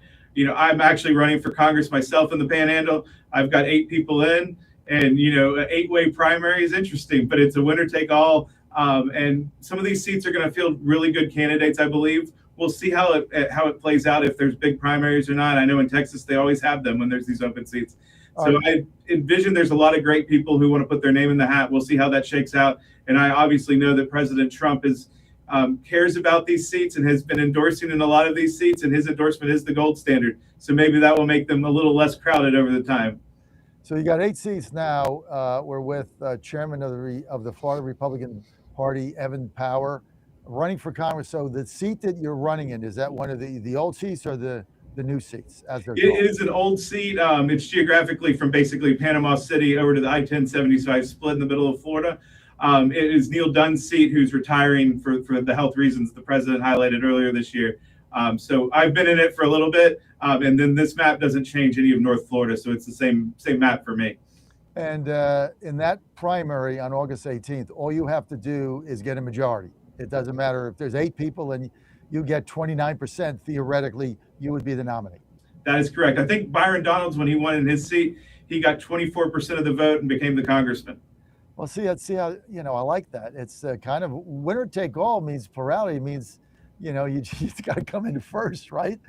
So, so that's going to be interesting. I'm glad you're running. I was not aware of that. So happy to see that you're in the race, and that is a beautiful area there. But speaking of Amtrak, when you get to Congress, there was in the past, there was a train that went from New Orleans to Jacksonville, right? Correct. That was a very well-traveled train. I had been on that many times when I would go to Florida from Louisiana, but then the Mobile bridge blew down, or there was some hurricane and they never fixed it, and it's gone. Can you get that back? If you run for Congress and win, you're running for Congress and win, can you get that line back? I know they've looked at it. No, we've looked at it. And very important for me, it had a stop here in Tallahassee. And there's nothing better than getting on a train and going to New Orleans rather than driving there and back, because that's a miserable drive, let me tell you. Terrible. So it is a horrible drive. So it's something that the people here in Tallahassee talk about a lot. There's been some studies on it. It is something that I'd advocate for, because we need more tools here for North Florida. It will help with the economic development. That's one of the big things that happens in this district, is we have big schools. Florida State, go Noles. We have several universities, but people should be able to have jobs here in the Panhandle when they're done. So we have to have economic development. And I think train transportation would play a big role in that. I agree with you. And, I read this study. Obviously, I'm a believer in a national rail system. It's got to be funded by the government. Otherwise, you just get basically the two the Northeast corridor and the LA corridor, and that's it. That's the only things that are profitable. But they did the study and they said, well, there's not, we can't see the ridership. It's because you don't have it, right? I mean, it's been dormant for so long, but I traveled that often. And I remember going from New Orleans to Tallahassee or New Orleans to Jacksonville a lot. And every time I got on the thing, it was packed. So I don't know what they're saying. Well, there's no evidence that there's going to be travel, because it's not there. I mean, it's out of sight, out of mind, right? If you build it, they will come, as they said in the movie, right? Thank you. I want you to win. I'm 100% behind you now, because I want that line built, because that was one of my favorite lines. And it's like, okay, a bridge went down in Mobile Bay, and that was the end of it. Yeah. And that was 30, 40 years ago. Well, now you have to rebuild the rail track because of the changes in trains and whatever, but it's important. And it's something that comes up in discussions here in Tallahassee all the time, just because we don't have a vibrant airport, if you will. So other transportation is needed, because if you leave Tallahassee, you go through either Atlanta or Charlotte. That's the only option. I mean, we're in 2026. We have to have a national rail system. I mean, you just have to have it. That doesn't mean you have the high-speed rail nonsense that's going on in LA to Vegas. It's never come to be, billions of dollars wasted. But when Amtrak is in charge of something and they get the money, they get it done. It's a competent organization. So I don't know how we get off on this topic, but I used to love that line. So thank you for that, and thank you for your time as always today and your leadership. So if you win the seat, then you can't be chairman. Then what happens? Well, as we learned when we gave all that talent to DC after the election and President Trump tapped all those Florida leaders, we have a next man or woman up philosophy here. There's a lot of great leaders, and I think what we've built here as a state party has a strong foundation. So we'll find a strong leader to lead that team. We have the best team in America, and to your point, it's my goal to continue to export what we've done here in Florida to the rest of the country, because I think DC and Congress needs a little more Florida, and I think that our state parties across the country need to learn from what we've done here. Since you've been chairman of the Republican Party of Florida, Evan, in your mind, what has been so far? It's been short. So far, your number one accomplishment. I think it's two things. It's one, we beat constitutional amendments that were funded by California and dark money. So we sent the strong message that out-of-state people wouldn't be able to change our Constitution. And then two, it's the voter registration. Never in our history have we've registered, since I've been chairman, 900,000 Republicans. And I think that's an incredible number. I want to get to 1 million before I'm done, so don't rule me out here. How did you do that? How did you get? We empower local parties to go register voters. It's also proof positive if you govern with passion and conviction and you make promises and deliver on them, that the people will follow you. We got to get you in Congress. We've got to get you in Congress. That kind of energy and positive enthusiasm. And the thing is, you've shown everybody the way. That's the key. Evan, thank you for being with us. Let's just focus right now on your congressional campaign. People want to follow you, donate to you. Where do they go? Powerforflorida.com. Power for Florida with an F or a 4? With all spelled out. It is Power for FOR Florida. All right, Evan, thank you. Thank you for being with us. Powerforflorida.com. Thank you for your leadership. Peach Crew, Atlanta, coming up. 107.7 Bon Air, 100.5 FM Goochland, and WJFB. Breaking news this hour from Town Hall. I'm Rich Thomason. An update and a warning on Iran from President Trump. Writing on Truth Social, the president describes Iran as being in a state of collapse. Iran, he writes, can't get their act together. They don't know how to sign a non-nuclear deal. They better get smart soon. Federal appeals court has ruled the Trump administration cannot jail illegal immigrants without the chance to seek bond. Since last year, the Department of Homeland Security has been denying bond hearings to immigrants arrested across the country, including those with no criminal history. In a unanimous ruling, a panel of the Second U.S. Circuit Court of Appeals in New York City cited serious constitutional questions related to that policy, saying it would otherwise be the broadest mass detention without bond mandate in American history. Since 2 other appellate courts have already upheld the policy, the case could be headed to the U.S. Supreme Court.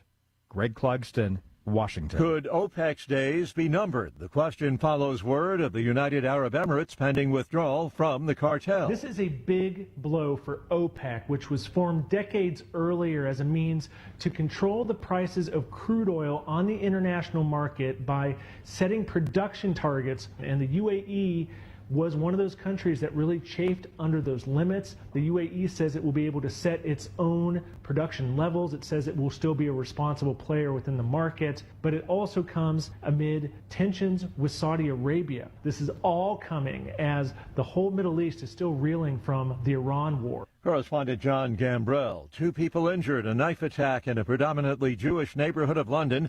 UK Prime Minister Starmer calls it deeply concerning. A 45-year-old man under arrest on suspicion of attempted murder.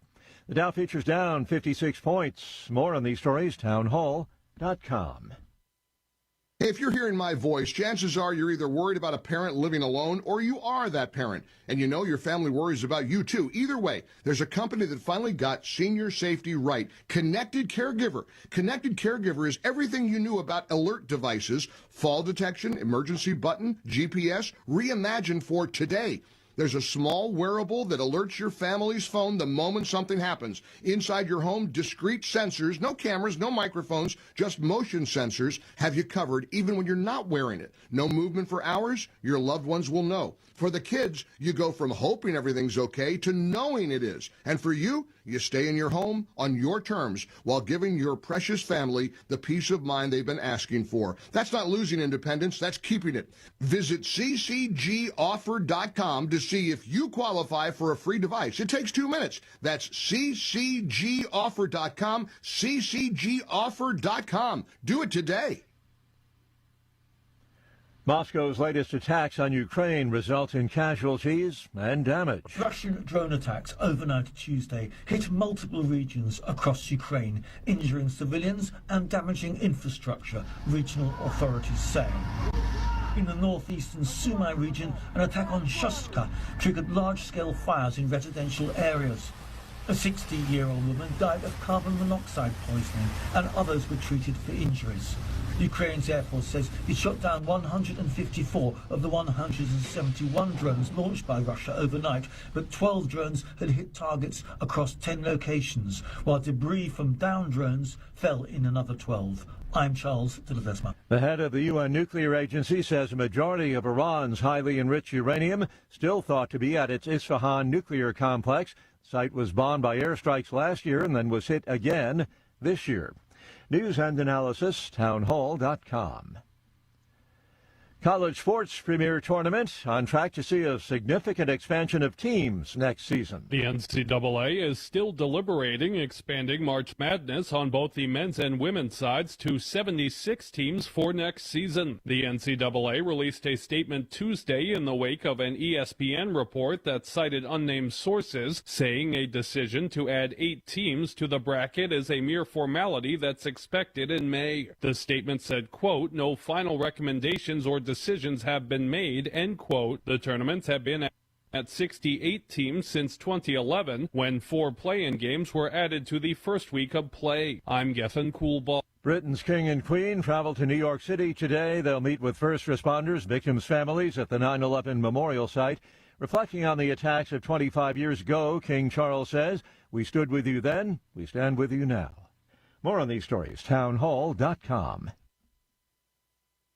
1775 Coffee is giving away free starter kits. Try the dark or medium roast coffee with longevity blend, an infused blend with anti-aging calcium alpha-ketoglutarate, which has been clinically proven to reduce biological age. When you purchase the first 2 bags, you'll receive a free 1775 starter kit, including a third 16-ounce bag of coffee, a matte black tumbler, a frother, a gold scoop, or a reusable K-cup filter. Just order now at 1775coffee.com/Godzilla and claim your free 1775 starter kit while supplies last. Washington is wasting $500 million every year on a federal supervision system that doesn't work. Probation officers are overwhelmed. Resources are going to people who pose zero threat, while actual dangerous individuals slip through the cracks. The Safer Supervision Act stops the waste and refocuses every dollar on protecting families from harm. President Trump's own pollster found about 80% of Trump voters want this fixed. It's time for Congress to get this done. Stop the waste. Protect our communities. Visit safersupervision.com. Paid for by the Reform Action Fund. This is Crom Carmichael, CEO of Solti. We got a wonderful email from one of our customers up east named Joe, and here's what he had to say. "I started taking Solti almost out of desperation with little hope because I was resigned to the futility that although I was up to taking 2 statins a day, high cholesterol was something I just had to learn to live with. In fact, when I turned 60, after taking a stress cardio test, my doctor called me on a Saturday, which of course is never a good sign, and told me that I was clogged more than 95% of the people my age. I had an angioplasty and a stent procedure done at that time. Today, my stubborn triglycerides are only 1/3 of what they had been before starting taking Solti. My prescription statin dosage has shrunk from 60 milligrams to only 10 milligrams a day. My primary care doctor that I have had for many years still can't believe the results, and neither can I. Thank you, Solti, for providing such a wonderful product. And folks, I want to invite you to take care of your heart also by going to GodzillaHeart.com. That's GodzillaHeart.com. Use the code Godzilla at checkout, and you'll get a 50% discount on your initial shipment. Thanks so much. The Trump administration has brought a lot of positive changes when it comes to fixing our broken healthcare system, but there is only so much the government can do. And if we really want to make America healthy again, that starts at home, and that's where the Wellness Company comes in.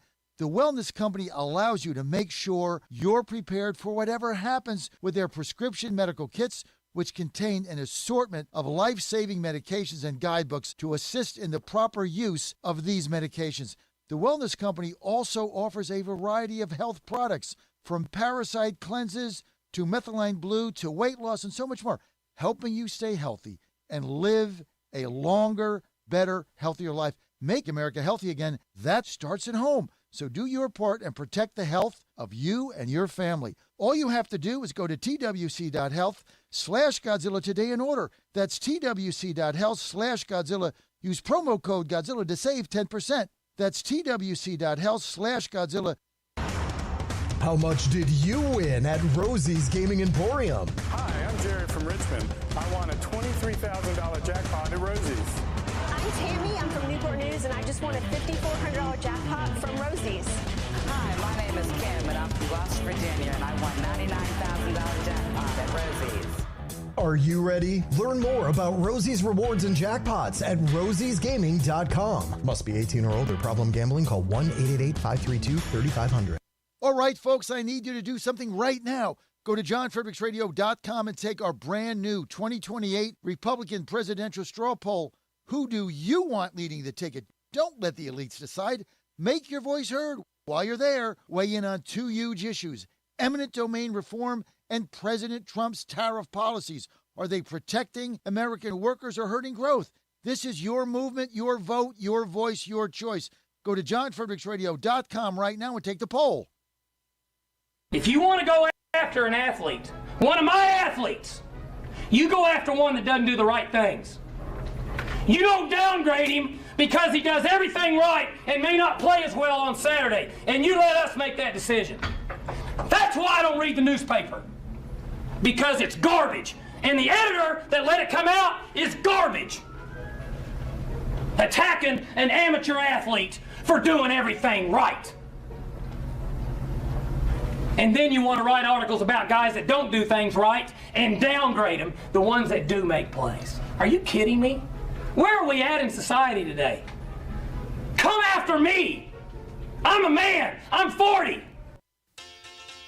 He's the voice of Virginia. No, you can't. You have one of the worst voices I've ever heard in my life. And the commander of common sense. Fire at will, Commander. Now back to the John Fredericks Show. Well, great to have you back. And it's time for the Peach Crew. We're going to Atlanta. Great to have you with us. And don't forget our station in Atlanta, WMLB, iconic station, AM 1650 in all of our apps. And we are national, but we love going to Atlanta. And we love this station, WMLB, AM 1650. Check it out. Share it with your friends. And the Peach Crew coming up. We got Burt Jones is going to be with us momentarily, along with the Peach Crew, Sally Grubbs and her team, coming up right here on the John Fredericks Media Network. And I am your Godzilla of the Truth in America. This segment brought to you by my great friends at the Vapor Technology Association. Why am I such a believer in vapes? Because I used to smoke a pack and a half a day. Not good. Not good. American Spirit Blue, pack and a half a day, every day, 7 days a week. Terrible, right? Finally, doctor said, you're overweight, you smoke, and like, excuse me, you want to see your son pitch and play baseball in the minor leagues? You're not going to make it. So I'm like, how do I get off this stuff? Vaping got me from point A to point B, and now I don't smoke at all. Why? Because of vaping. I'm a vapor believer. A lot of people need that to get from A to B, and many people vape. And vaping and vapors are actually a political force, because we got together and we backed President Trump in 2024, big time, big league, because the majority of people that own vape companies are little mom and pop shops. They're small business owners. They all voted for Trump. We all got together. The vapors got together because the cancer stick companies are trying to put us out of business. Not us, the vaping industry. I'm not part of it. I'm just a user. And look, you got to be 21 like anything else, but we want the freedom to be able to vape. And the tobacco companies, well, they want vaping dead. They talk a big game, but then they want to get you back on the cancer stick. So look, closing these businesses are going to result in not only the loss of revenue for the communities they serve, but also a loss of choice and access for consumers, especially in small towns and communities which supported President Trump. So we need these vapor companies and we need your support. Go to the Vapor Technology Association, Vapor Technology Association. And this message has been paid for by the Vapor Technology Association. Okay, here we are on the Peach Crew. We've got Sally Grubbs, we've got Holly Kessler, we've got Celestine James, CJ, Jackie Harling, and Lieutenant Governor, candidate for Governor Burt Jones is going to be with us as well. Sally, good to have you with us. And all your team. We've got Sally, there's Holly. Let's get them all on screen. Let's see, there's CJ, and who we missing? Lieutenant Governor. What? There's Jackie. Let's get the Lieutenant Governor on. See there? You got him on, you got his camera. There we go. There's Burt Jones. Hey. You, Burt, looking great as ever. You're on with the Peach Crew. And Burt, I'm going to get right to it here. I'll just start it off. You were in line to win this nomination.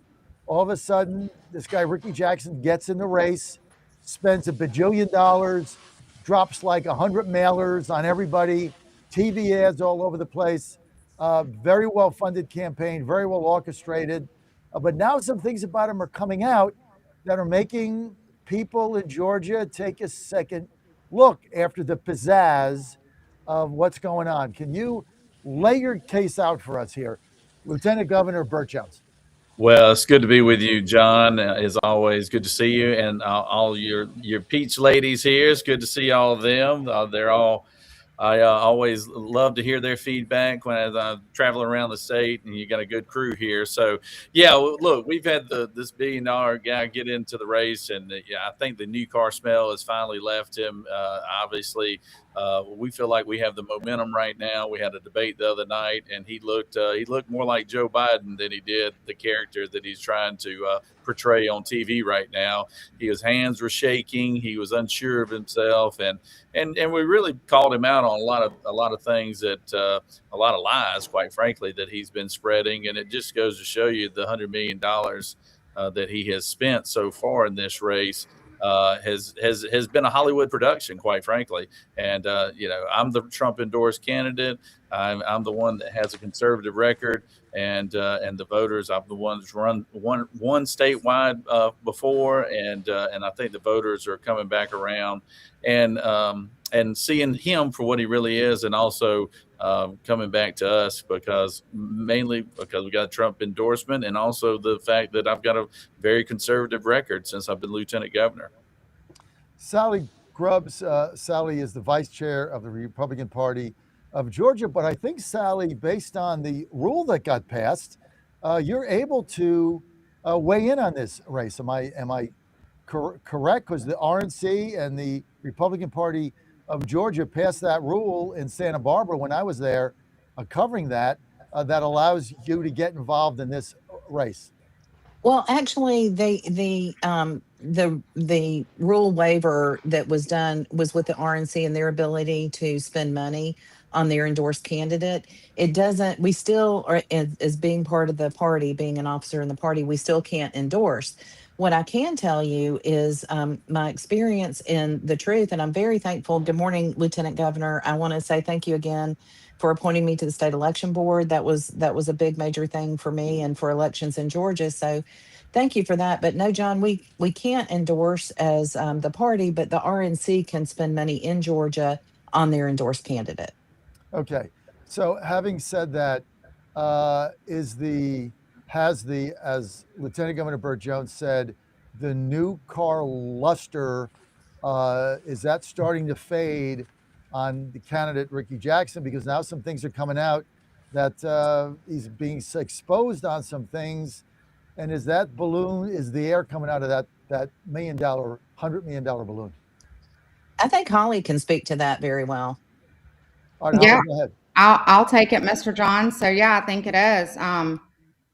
We see this guy swoop in here. He's, a billionaire, throws all kind of money over at Burt Jones and Lieutenant Governor. I just want to say you've handled yourself very well.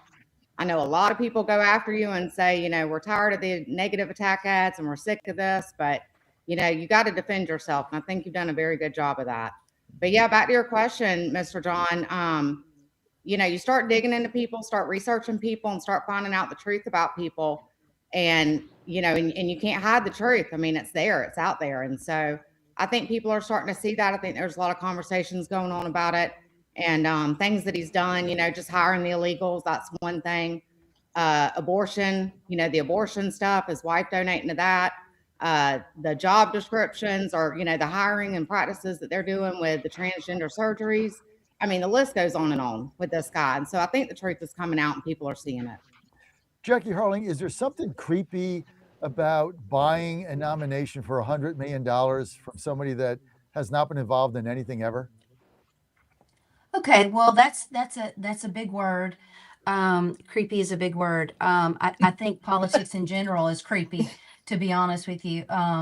There's always a lot of talented people. Never mind. You know what? Hold on one second. Good morning, everybody.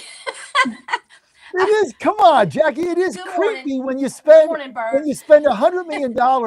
You spend $100 million of your personal wealth in 4 months. Nobody heard of the guy. I think I met the guy one time during COVID in some hotel. Nice enough guy, but I never covered anything he's did. I've been covered. I've been in Georgia forever.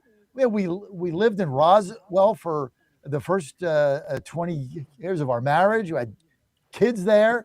I mean, I never heard of the guy. Met him one time. All of a sudden, he drops $100 million in, and he's like the favorite to be governor. I can tell you, it was a surprise. We were on this show just, I don't know, a couple months ago, and thinking, okay, Bert, just, really the only possibility. So it did surprise all of us.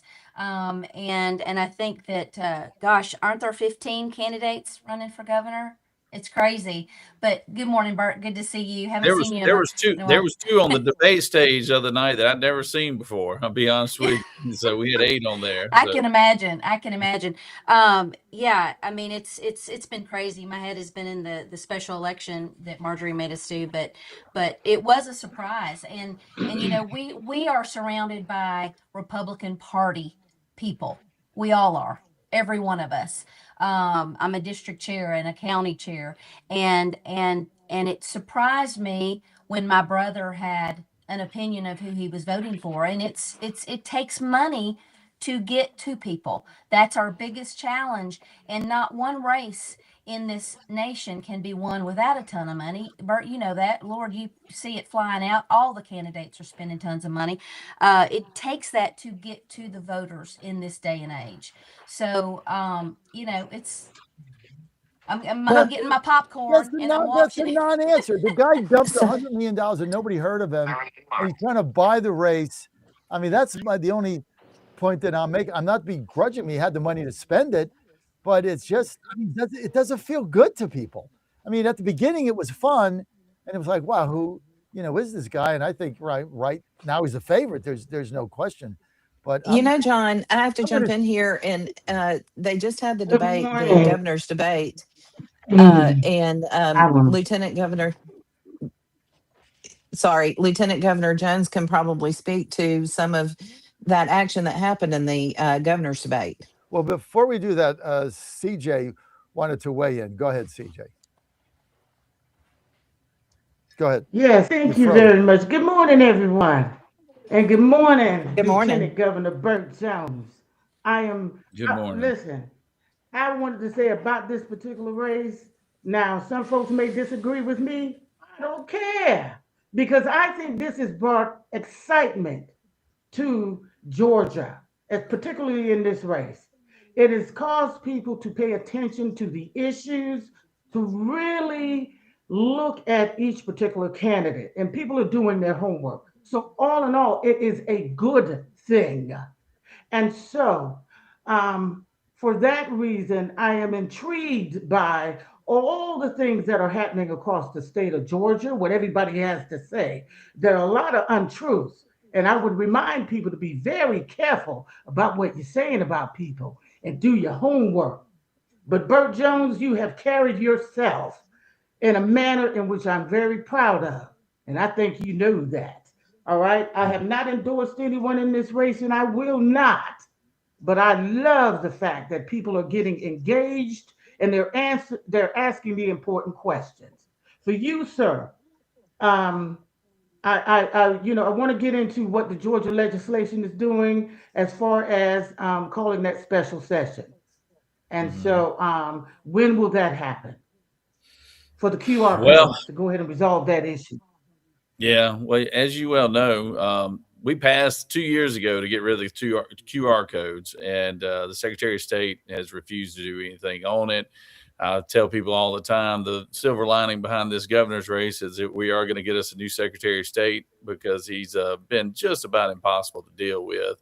And so where we are right now is, I've talked to, the governor's office and the speaker's office because obviously we had a paper ballot bill that passed out of the Senate during the legislature, and the House didn't take it up. The House ended up sending us a bill that basically kicked the QR codes down the road, kicked the can down the road for a little bit. So, so we've got, and I've told them I'm a hard line on that QR code because, like I said, he's had plenty of time to implement that legislation that we passed. I mean, it's in law. He's in violation of the law, and he claims it's because of we didn't fund it.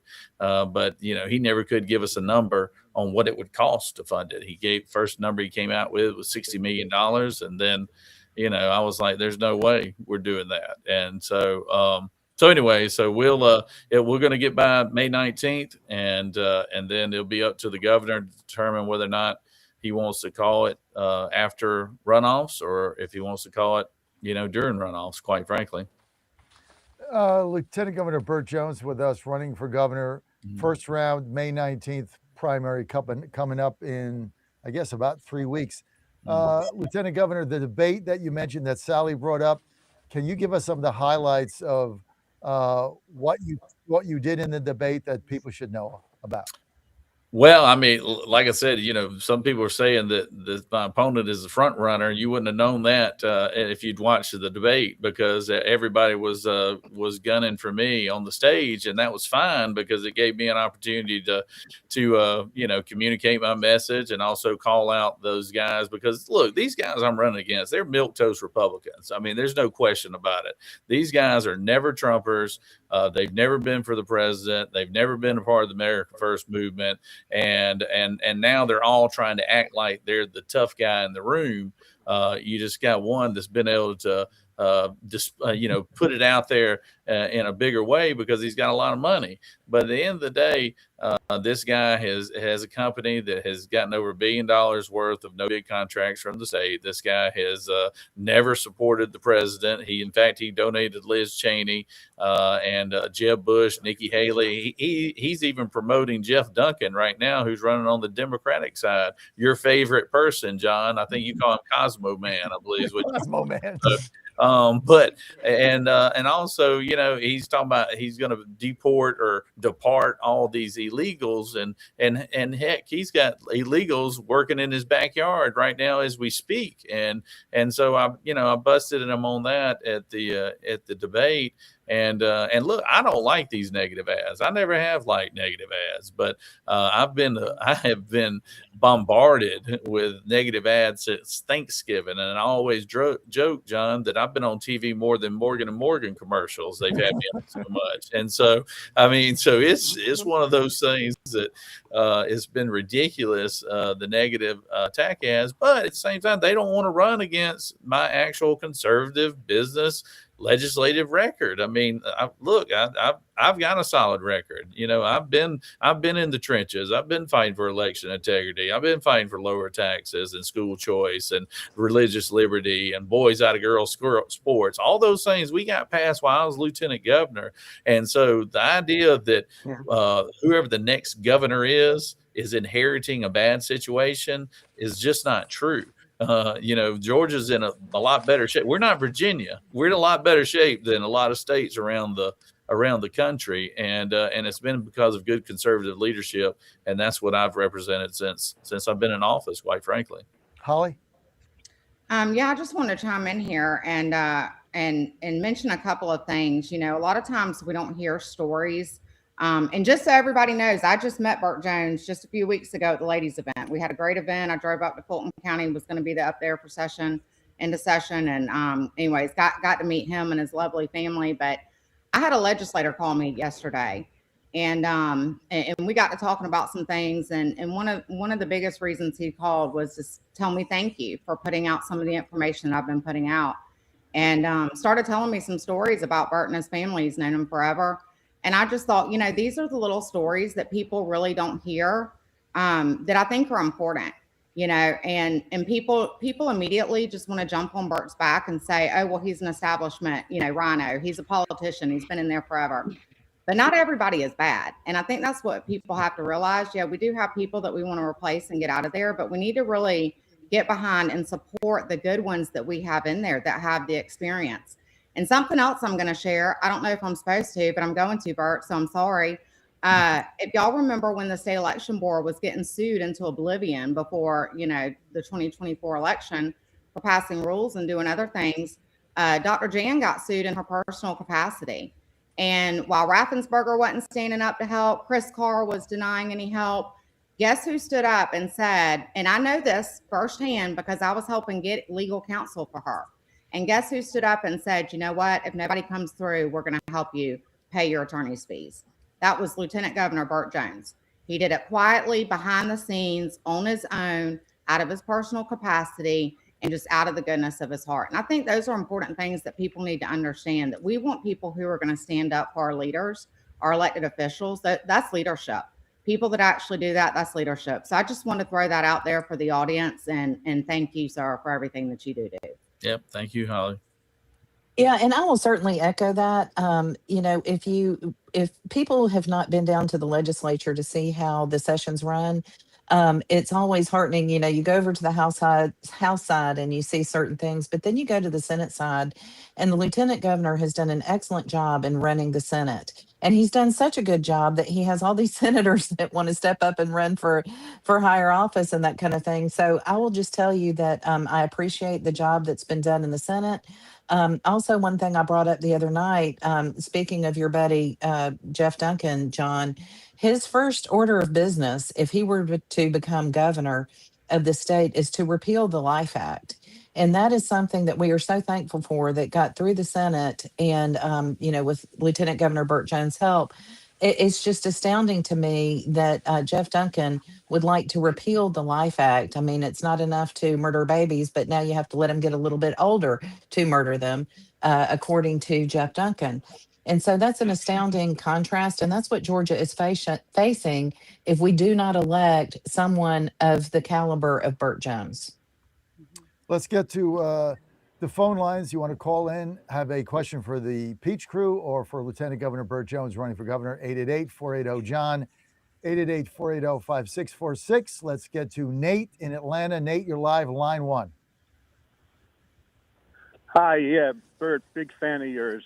I just hope that those disgusting Democrats don't use the horrible, horrible rhetoric that they've been using toward President Trump. Do you guys remember when President Trump joked about an 85-year-old guy in San Francisco getting the crap beat out of him? Nate, we're done. You're wasting my time. I got better things to do than handle a prank call. Have a nice day. Fact, that is so good. The timing is so good that allows us to go to a quick break. Thank you for this segue, Nate. You've been helpful. We'll be right back with the Peach Crew and Burt Jones.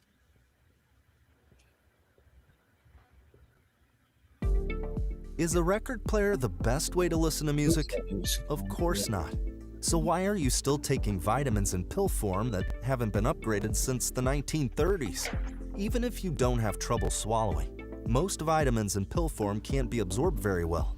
It's time to upgrade to the pill-free future of vitamins. Advanced Nutrition Company, Healthy Cell, created a patent-pending ingestible gel that is clinically proven to have 265% the absorption rate of tablets. These physician-formulated supplements come in a small gel pack. You tear off the top and shoot it down. You can also mix it in water. They taste great, they're convenient on the go, and they're more natural too. Without Ponder this. We intake oxygen every time we breathe, and breathing is how we stay alive. When God first created man, he breathed life into him. Our Lord also breathed spiritual life into his apostles and filled them with the Holy Spirit at the first Pentecost. Oxygen is a source of life both physically and spiritually. It's the same with fire. Oxygen is needed in order to keep a fire burning, which begs the question, are you on fire for the Lord, or has your spiritual oxygen been extinguished? To answer this, we must go to the source. The source of our spiritual oxygen is the Lord himself. Without him, there is no life within us. Those are his words, not mine. We are called to tap into this life source by baptism, daily prayer, and receiving the sacraments, especially Holy Communion if you are a Catholic, in the state of grace. If we tap into this life source every day, our lives will be filled with the love of the Lord, our spiritual oxygen. I'm Susie Kelly, and I am passionately Catholic. Buddy Carter, warrior, great guy. President Trump and Buddy Carter are working to help Georgians keep more of what they earn by passing the largest tax cut in history, eliminating taxes on tips and overtime, and making the child tax credit permanent. Buddy Carter, warrior, great guy. From day one, Buddy Carter has stood with President Trump on his mission to make life more affordable for working families. But while President Trump and Buddy Carter were protecting our wallets, Congressman Mike Collins was abusing them. Congressman Collins is under federal investigation for misusing taxpayer funds to benefit himself and his cronies. According to the investigation report, Congressman Mike Collins, quote, may have violated federal law by shelling out government funds to one of his top aides. Georgia families have had enough of wasteful, corrupt career politicians. We just can't trust or afford Mike Collins. Paid for by Buddy Carter for Senate.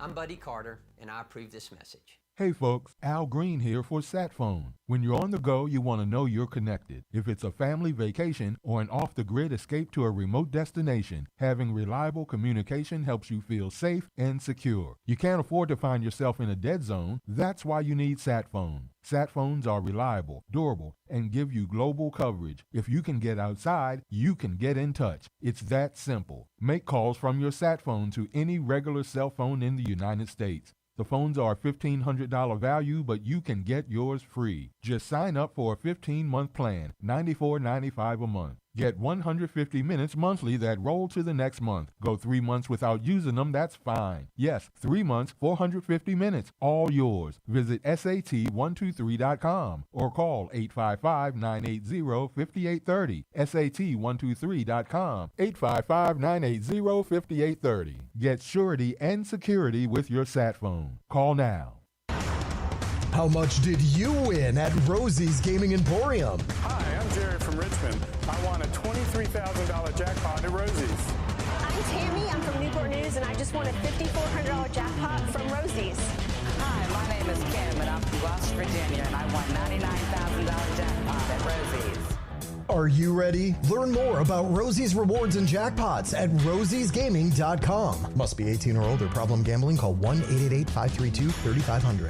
1775 Coffee is giving away free starter kits. Try the dark or medium roast coffee with longevity blend, an infused blend with anti-aging supplements clinically proven to reduce biological age. When you purchase the first 2 bags, you'll receive a free 1775 starter kit, including a third 16-ounce bag of coffee, a matte black tumbler, a frother, a gold scoop, or a reusable K-cup filter. Just order now at 1775coffee.com/Godzilla and claim your free 1775 starter kit while supplies last. Stop. Really? Is that the first question? We won the game 20-10. Try another question. We played the game to win the game. All right. How about third down then? What is going on with third down? It's one game. Last game, we were great on third down. You're looking at this from the wrong perspective.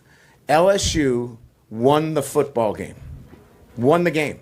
I don't know what you want from me. What do you want? You want us to win 70-0 against Florida to keep you happy? No, I think people want to know why you can't run the ball, quite honestly. We can run the ball. Did you see the last play of the game? That's all you need. You just need one. There's a ridiculous questions. You know what? You're spoiled. You're spoiled. This team is 17-1 at night. 17-1. Give them some respect. Don't touch that dial. You found your home of the truth. Do you solemnly swear to tell the truth, whole truth, and nothing but the truth? With the best analysis in America. You can't handle the truth. And now back to the John Fredericks Show. All right, you're back on the Peach Crew. We've got Lieutenant Governor Burt Jones running for governor. This is going to be settled first round, May 19th primary, because we played that clip for Burt, no doubt, because, you know, he's kind of like 1701. Give him some respect. He wins everything. So he's been an extraordinary lieutenant governor. I got a quick question, and then I know you're a little pressed for time, so we're going to roll. I'm a big fan of pari-mutuel gambling, so we don't have it in Georgia. I bet on hockey, baseball. I go to Atlanta. I can't bet. No DraftKings, no MGM, no Caesars. It's like I'm a fish out of water. What's the deal here? When are we going to get this? Everybody else has it, Bert. Well, it's funny that you just were talking about odds and gambling right there, because I will say that ever since this guy's gotten in the race, the Georgia has gone from a lean right, a red state in November to now all of a sudden now is going leaning blue right now because of how much this guy has torn up the Republican field with his $100 million. Because, like I said, he's not a real Republican. He's just a guy that's in it for self-interest, basically. But look, you know, we have the Georgia lottery here in the state of Georgia, John, and there's been measures put forward multiple times for all those things, whether it was sports betting or horse racing or casinos. That's been talked about literally for 40 years here in the state of Georgia, and it just never has gotten any traction. I was on the sports betting part a few years ago. I did say that we ought to regulate and put it under the Georgia lottery system. And, you know, we passed it, out of the Senate, but it never went anywhere after that. So I just don't think there's an appetite for it right now, John. And it hadn't been one for 10 years, you know, like I said, it's been going on for 40 years, and there's been a big push for it many years. And so, like I said, the Georgia lottery has done a lot of great things as far as paying for education and everything.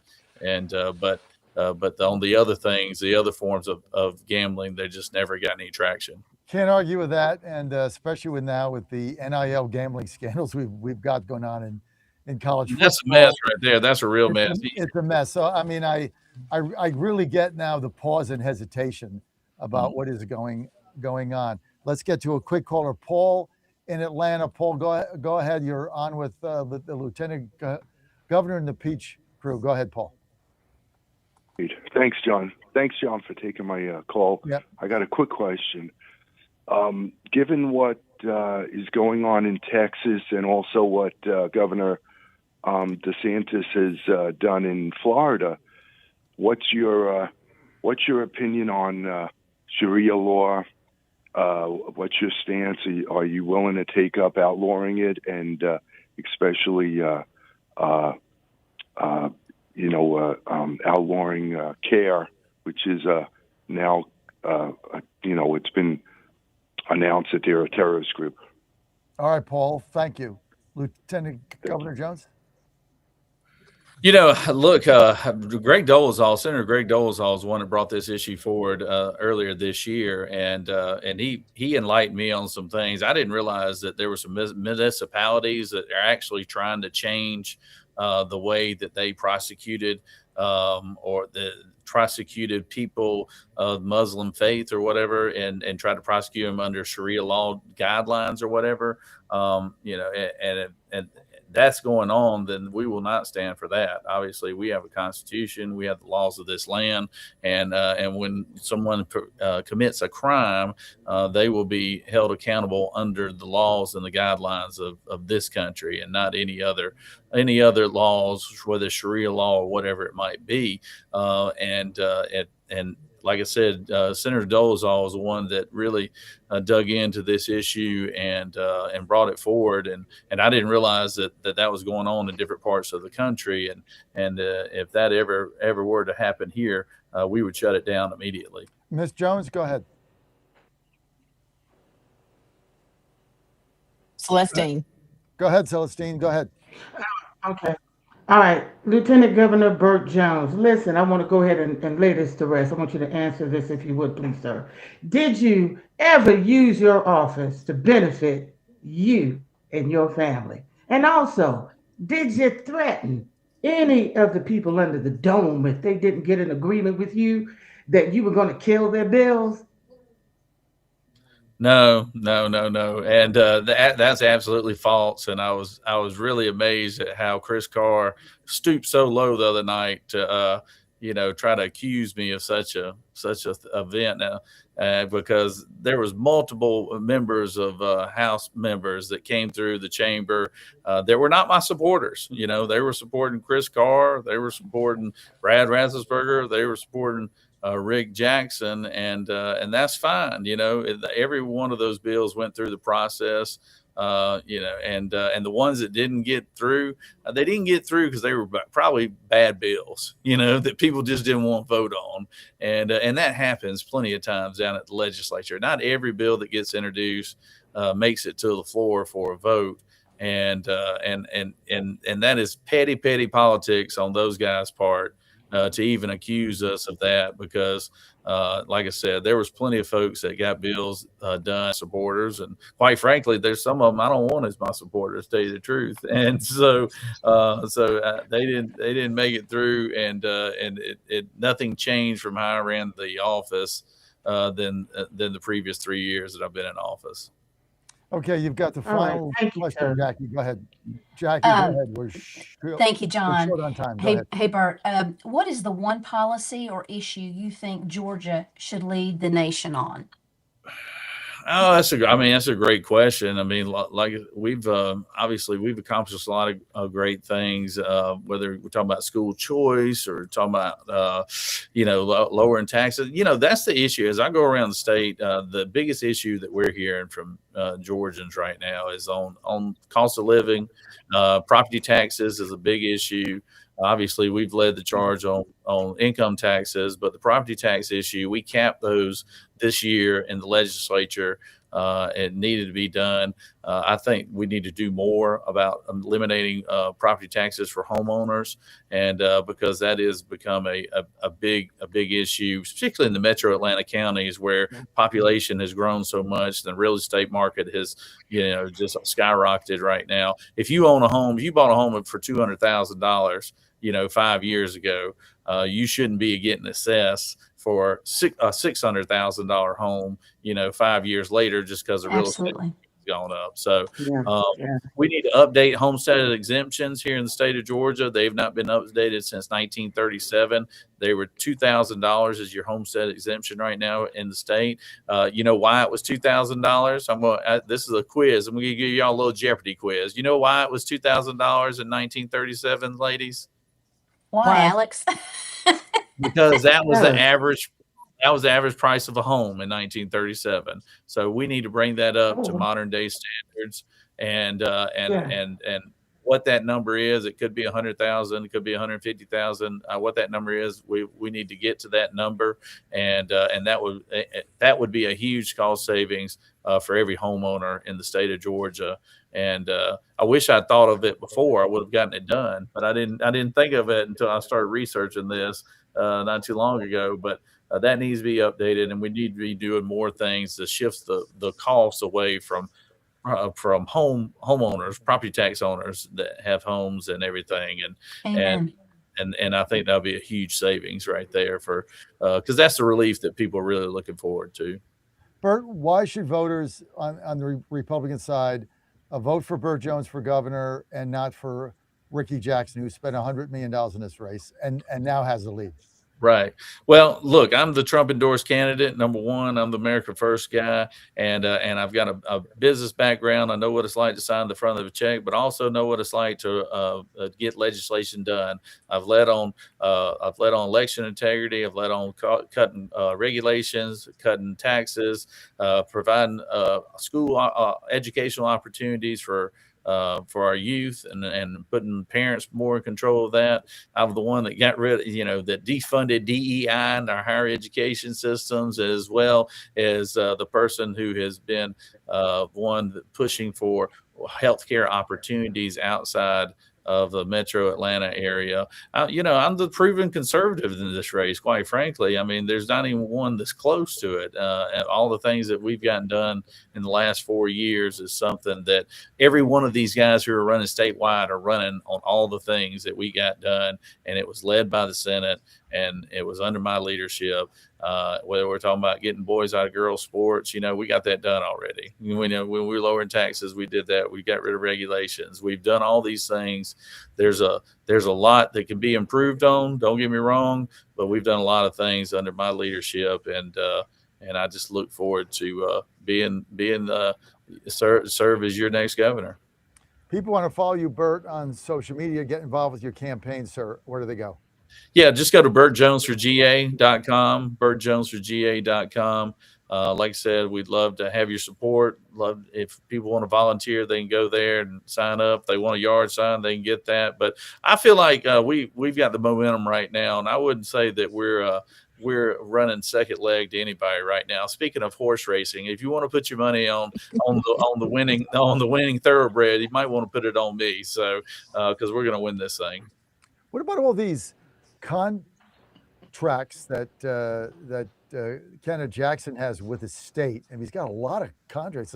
Was like $1 billion or something? If he doesn't win, what happens to those? Look, I'm telling you, this guy's got so many tentacles in the healthcare arena. It's not even funny. He's made billions of dollars really since COVID, and he's got and all he is. He's a staffing agency, John. So when he got this contract, all he did is went and raided all these different hospital facilities, your Wellstars, your Emory's, all the major hospital facilities of their nurses and their docs. And then he turned around and leased them back to them at like 3 times the cost. So, I mean, and he did that with taxpayer dollars. So it was basically it's just a scam artist, quite frankly, but it single-handedly increased the cost of healthcare for us all overnight because it's never come down since COVID. And he has these hospital systems basically beholden to him because he has so many of the staff, the nursing staffs that are working for his organization. And like I said, he's the biggest reason why healthcare costs in Georgia has risen, exponentially over the last 5 years. If you become governor, are his state contracts, which appear very lucrative, at risk? Well, look, we're going to have some competitive bids out there. I can tell you that right now. We're going to take the best organization that puts forth the best bid, but I would be willing to bet that his would not just go unvetted. I can assure you that. All right, Sally, I know the lieutenant governor's got to go. You want to wrap it up for Bert, Sally Grubbs?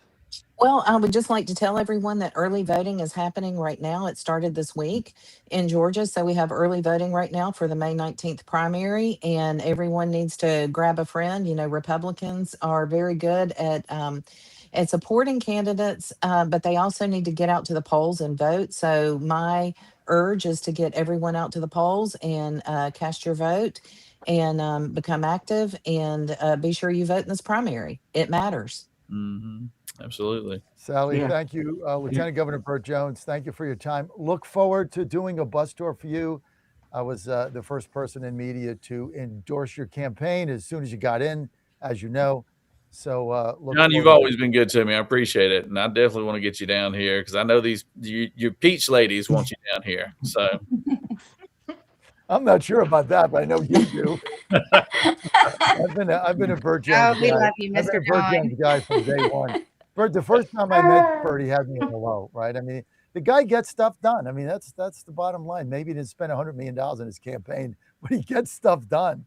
Mm-hmm. And Sally, you and I were there when Bert Jones was leading the effort to get these to get voter integrity, to get these votes counted in 2020. Bert Jones was leading the effort. He was trying to get the special session. He got ostracized. I mean, you got to remember all the stuff that went on down there with him and Beach and a couple others. Dolezal, there were like 4 of them.